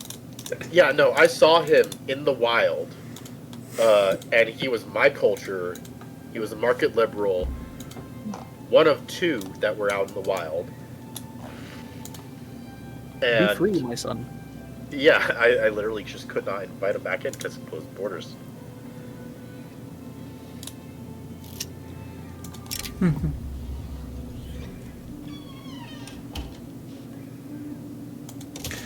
Oh yeah, how everyone else in the chat? How is it going? How is it at almost 3 a.m. Holy shit. Let's hear from I also everyone. assume Ruben, I assume Ruben's doing well because he had that nap. No, I'm so tired. Yeah, that's almost why I want to ask, like, so sleepy. You know, Aw. I did talk with some other people about this. Like, you go to sleep, you take a nap, and you wake up more tired than when you were. Yeah, that or happens. tired. Okay, Totally, wait, yeah. I mean, yes and no? I'm always... Okay, stop. Who in this chat takes a nap and doesn't feel refreshed after it? I didn't take Well, it naps. depends if Depends you on wake how up like during. Let me just You know put how it like there's this, different like... cycles of sleep, and Yes. like Yeah, I know. stuff like that. But yeah, But like, it's sometimes it's more like for me. Let's just say an hour nap. Who can sleep like take a nap for like an hour with stuff and doesn't feel refreshed after that? I think Agonia can't do it. So What? you're not An really. hour is You're more sleepy after an hour is nap. pretty long for me, honestly. Like, for me, a refreshing nap is 20 minutes. What? It's about 15 minutes No, I mean- to 40 minutes. I mean, no, like it's when Claire you said. don't get in that like deep sleep cycle. Yeah, I mean more like Claire tried to take a nap and afterwards was enraged for 2 days, which is like, what happened there? What kind of nap was? I know about power nap, but this is like the worst kind of power granting. Agro nap. Agro napping. Yeah. So I suppose this is not a dumb question. I actually did have a 3-minute nap yesterday or not yesterday, 2 days ago, that made me feel like super powerful. Oh yeah, sure. I Like woke up from that, and I was like, "Ooh, yeah, I'm feeling good." yeah, power napping is generally a good idea. Like I know, back during school, like I get. I will always say that, when people are like, oh, wait, you're an atheist. Yes, but I respect some religious people because, again, our pastor who also did religious, we had a religion class. That's just a thing here. He was like, Claire, it's funny you say that because that 3-minute, that like power nap that I took, I think my eyes were open for half of it, and I was conscious for that part. Really surreal, honestly. And I was sitting at my desk too, so. yeah, and like the thing is, he was that his class always, because it was kind of in the middle of the day, he always started the class with like, listen everyone, just nap for like 10 to 15 minutes. We all just should do a power nap. Those were always the days where the class was working at peak performance. Like, I cannot tell you how good it is to just take a nap during the day, a short one. It helps so fucking When I was in much. high school, I would sometimes put my head, like if it was a test day, I would finish the test early and take a nap. Yeah.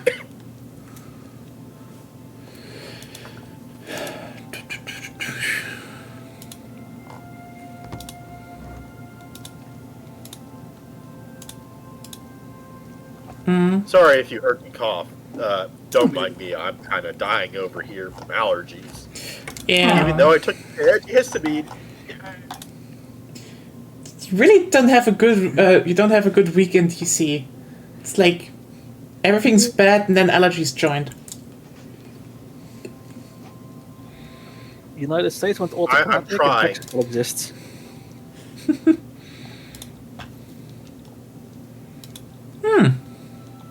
Yeah, allergies are terrible. Here they haven't started yet. Yeah. Because basically, the longer my life progresses, the more allergic I become to things.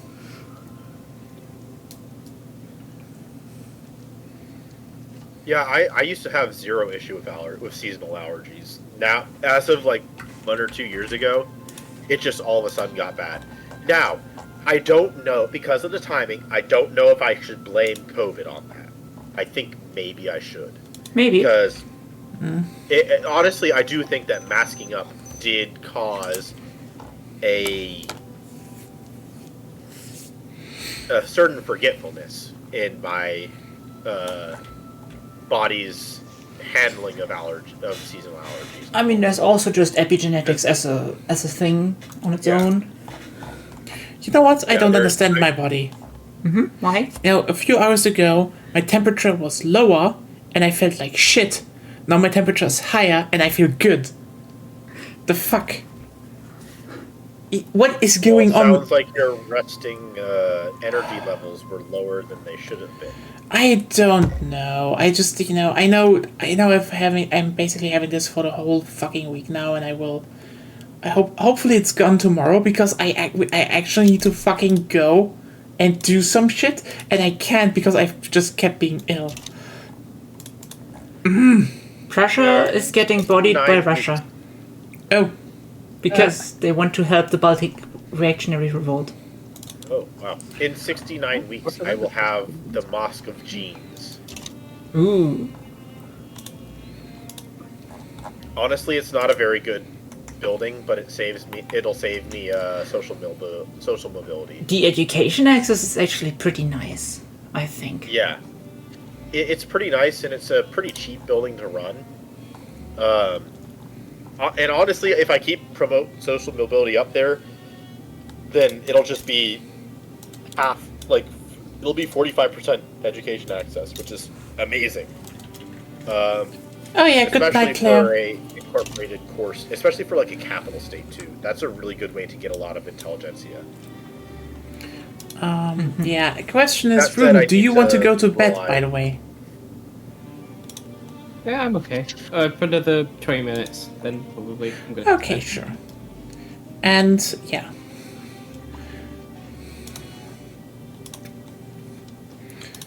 That works out for me too, because at like 9:30, I think, is when the local gaming group is going to hop on Helldivers. Ooh. So, you're gonna do some hell diving? Yeah. And I was about asking, actually. Oh, I'm fine with ditching them. I'm not that close with them. I just kind of like pop my head in when they're having a Helldiving night for Fridays. Yeah, Which it's is just more not like... very frequent lately. Yeah, it just was more They like... would have done it last week, but they decided, oh, screw this, we're going to do finals instead of the vote. Because Helldivers eked out a win with, like, in the vote, it was like they had like a 13% win. Well, 13% vote for a win on what game they should do for FPS night. And so the admins were like, screw this, we can gather together a group for the finals. We'll do Helldivers next week in apology for ruining democracy. British Republic side against... Yeah. I can don't know probably why. join you? Don't think that will help. I could. No, yeah, I could get the Ottomans to come in if I transfer one of my states to them, but there's the Ottomans. Like, the British already beat up on the Ottomans.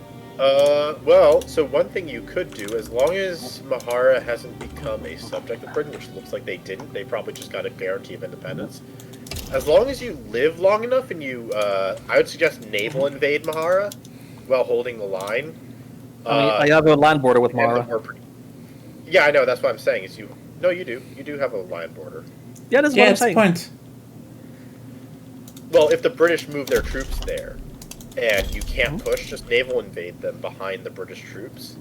And once Mahara capitulates, as long as you don't have a war goal on the British, they'll just leave the war pretty quickly. If anything, Yeah, that's what I'm actually, thinking. I I'm think just they would gonna- probably just not be in the... Like, it would end the war right there. Damn Yeah, that's what I'm it. thinking. Like, they're probably like, yeah, they probably won't be doing much. Like they don't have war goals on me either. Yeah. I'm So- trying to do something very sneaky.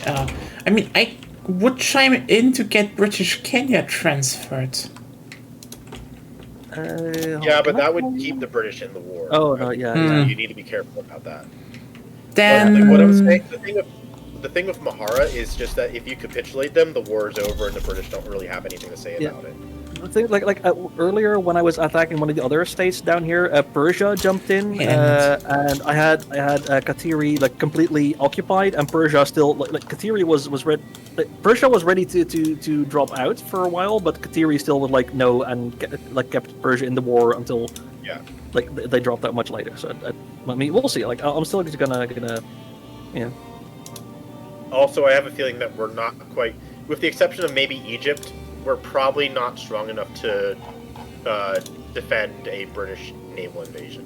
No. Even then, Egypt is probably still not in the right place for it because I the don't British have- they're on skirmish and mobile and lancers. Yeah. Yeah, I do have lancers, but and I do have mobile artillery.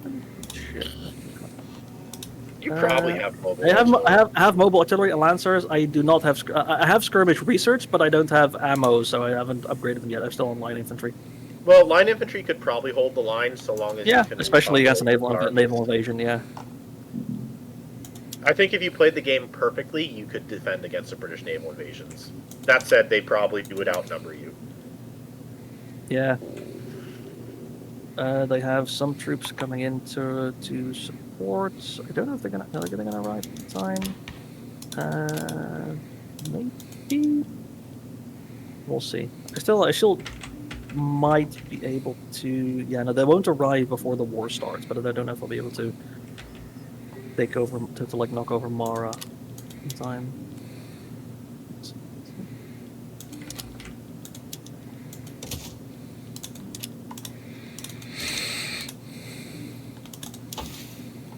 I have like a week before the British troops come in the front. Oh, that's right.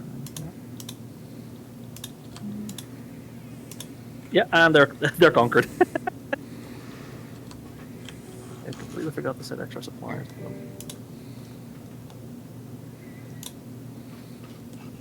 Ugh.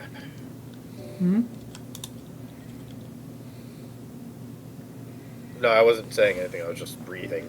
Hmm. My nose is very, very stuffy right now. That's not good. Yeah. Well, half of my nose.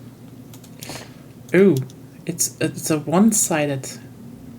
Yeah, the left nostril is fine. The right nostril is like, fuck you, I don't want to breathe. Ah, that's even more annoying than a whole nose. Yeah. Yeah.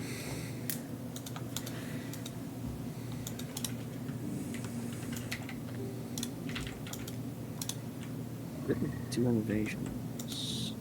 In the same HQ. So just in case. Get you back there.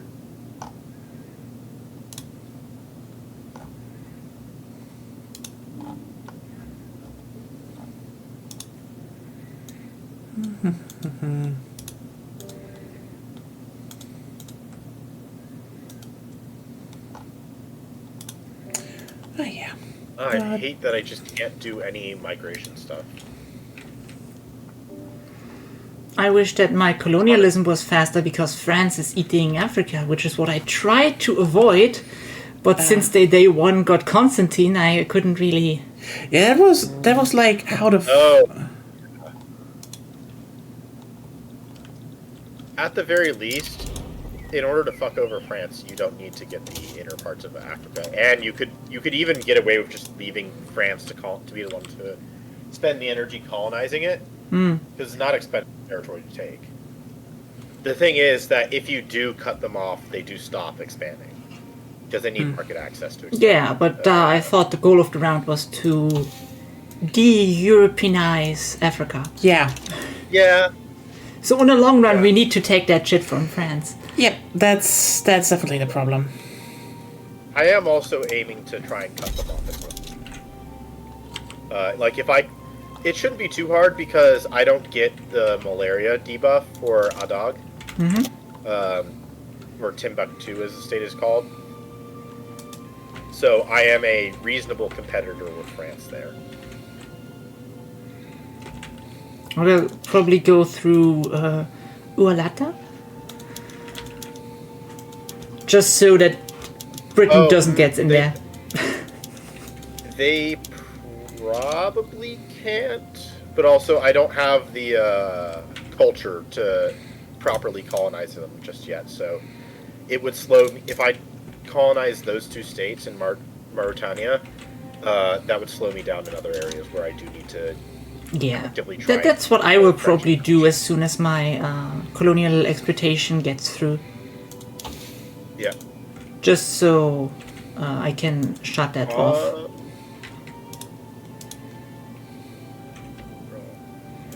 It's part of Maghreb anyway.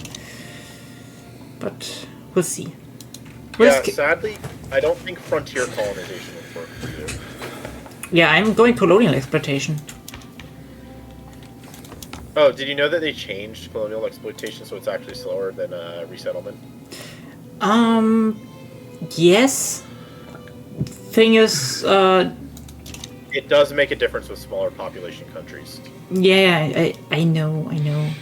I've played enough Portugal to realize that. Force of habit to some degree.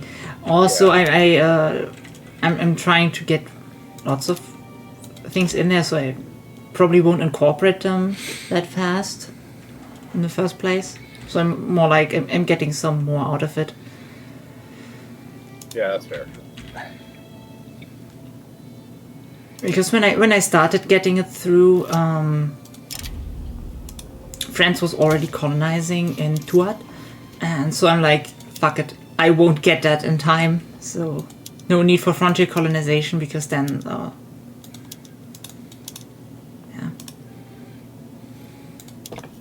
Yeah, that's fair. The only reason why I would say maybe frontier colonization is just for the migration. I mean, the states aren't amazing, but they do have a reasonable amount of ores that it might be worth it to populate the area a little bit more. Probably, but there's nothing I could frontier colonize because Sharawi is... Oh, yeah. Sorry, I was thinking more of the colonial resettlement. I think my brain had moved off, and if I had said frontier colonization after the first part, then I misspoke. Yeah, for now I have enough metal in Marrakech.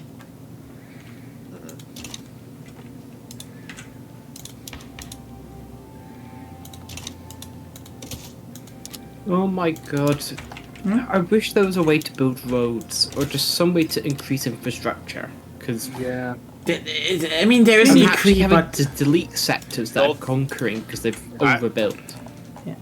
I would say, well, there's two things there. They probably didn't actually overbuild, and you're probably dealing with the scaling reduction in unincorporated territory, as well as possibly turmoil.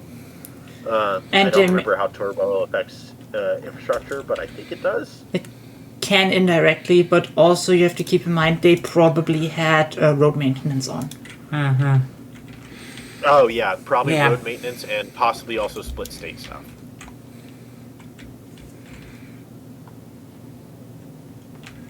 So Ruben, just so that we're clear about like whose territory is what, Volta is mine, Adog is mine, Air is yours. I'm not going any more west than I am now. That's all. That's who yours. You can even take Shanti. Yeah. Well, Togo, I'd say, is in your territory. Like, Ashanti is probably split between us. Okay, sure. That's no problem. Yeah, the only thing I want to get is the Homey because that gives me a it gets you a port. Yeah. I would say also maybe making Oyo and Benin the subject if you can. I just don't want to piss off the British right now, or French. Well, so... Honestly, the British probably wouldn't bother them too much. The British hate Benin. Yeah. Oh, okay. Or for now, I just want to leave them alone. Although it could be that they hate Benin because they want to conquer Benin. So let's see. Sure. They see them as a target of conquest. Correct. Yeah. Yeah, then I'm just gonna head to Darfur so I can trade with Lena. Yeah, and I'll eventually make my way to your border. Yeah. Not that Yeah, I'm wealthy. able to trade right now, anyways. Oh, the tech's so bad. I want better tech, please. I mean, that's the start for Africa, you Hey, know? I'm waiting to Yeah, net spread academia right now, okay? I haven't done that either. I'm waiting to not spread it while I'm doing my industrial spreading, and that's also part of why I'm building the Mosque of Genes. I'm just going to keep calling it the Mosque of Genes. I'm sorry, people from this part of Africa. It's the Mosque of Genes now. Anyways, it's just because I think at this stage we're best off building a crap ton of universities Yes. once we're able to. Yes, definitely. So, Ruben, I would probably say just build like a bunch of universities across the nation. Once That will I'm also help actually you able with to. Yeah, you could probably take money off of your army for a little bit in order to fund the universities, and instead of like building up construction sectors, just build up universities and let your increase in tech be what scales up your GDP for now, until you're able to start catching up. Because if once you overbuild past your literacy rate, you're still that extra innovation goes to your tech spread. Partially, but yes. Partially, yes. It's like economically it's inefficient, but if you're a backwater country, it's the best thing you can do. Yes. Like that's how Qing, for example, they never can afford in the first few decades schools. You just build academia everywhere, universities, and you tech spread to the top. Yep.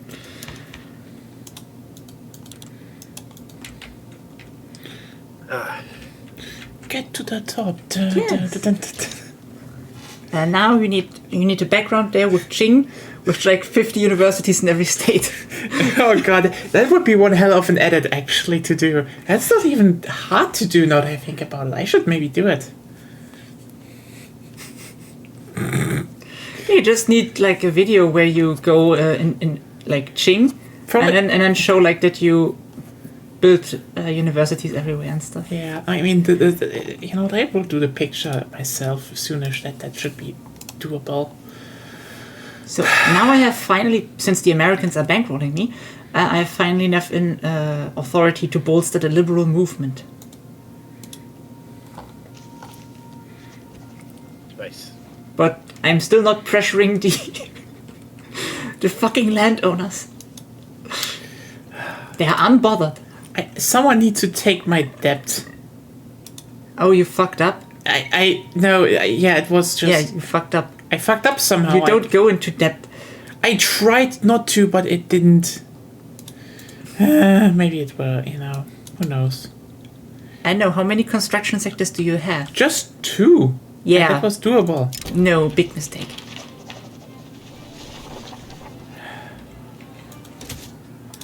Lena, you're the strongest here. Can you help her out, or is that not in your monetary No, needs? I am also not. I checked. Unfortunately, not. I am also in debt. I'm trying to build my way out, but I don't have the principle to take on that. If God you damn it. are already a bit more in the red, then it's pretty unlikely as an unrecognized regional power you will ever get out of it. You will probably go bankrupt. Well, You can't really build yourself out of that with that low of a ranking. I mean, you know what? If I go bankrupt, it's probably not even going to be the worst. Not the worst, yes.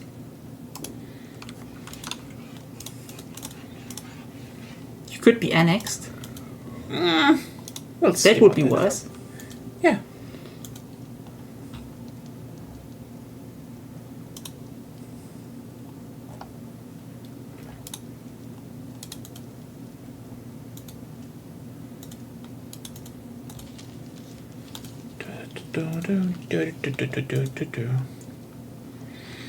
So yeah.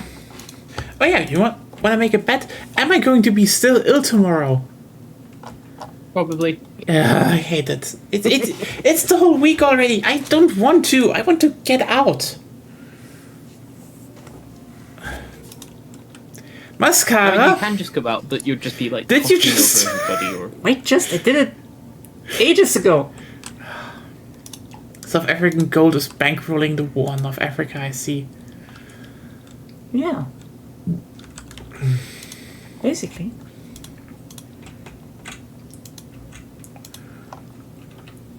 Apparently I'm not permitted to start a war as their puppet.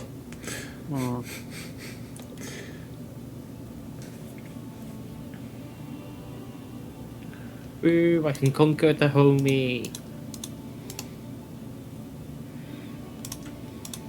What can I rival? Nothing.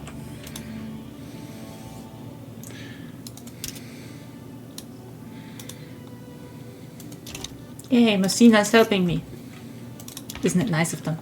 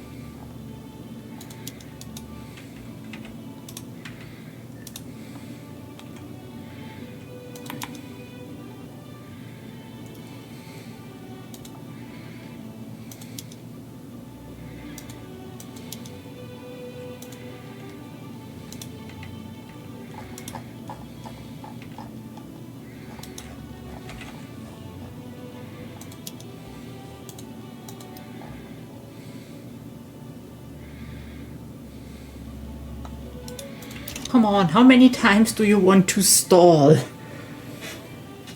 It's like, there I am, having creative legislature free enforced upon me, and I'm still stalling.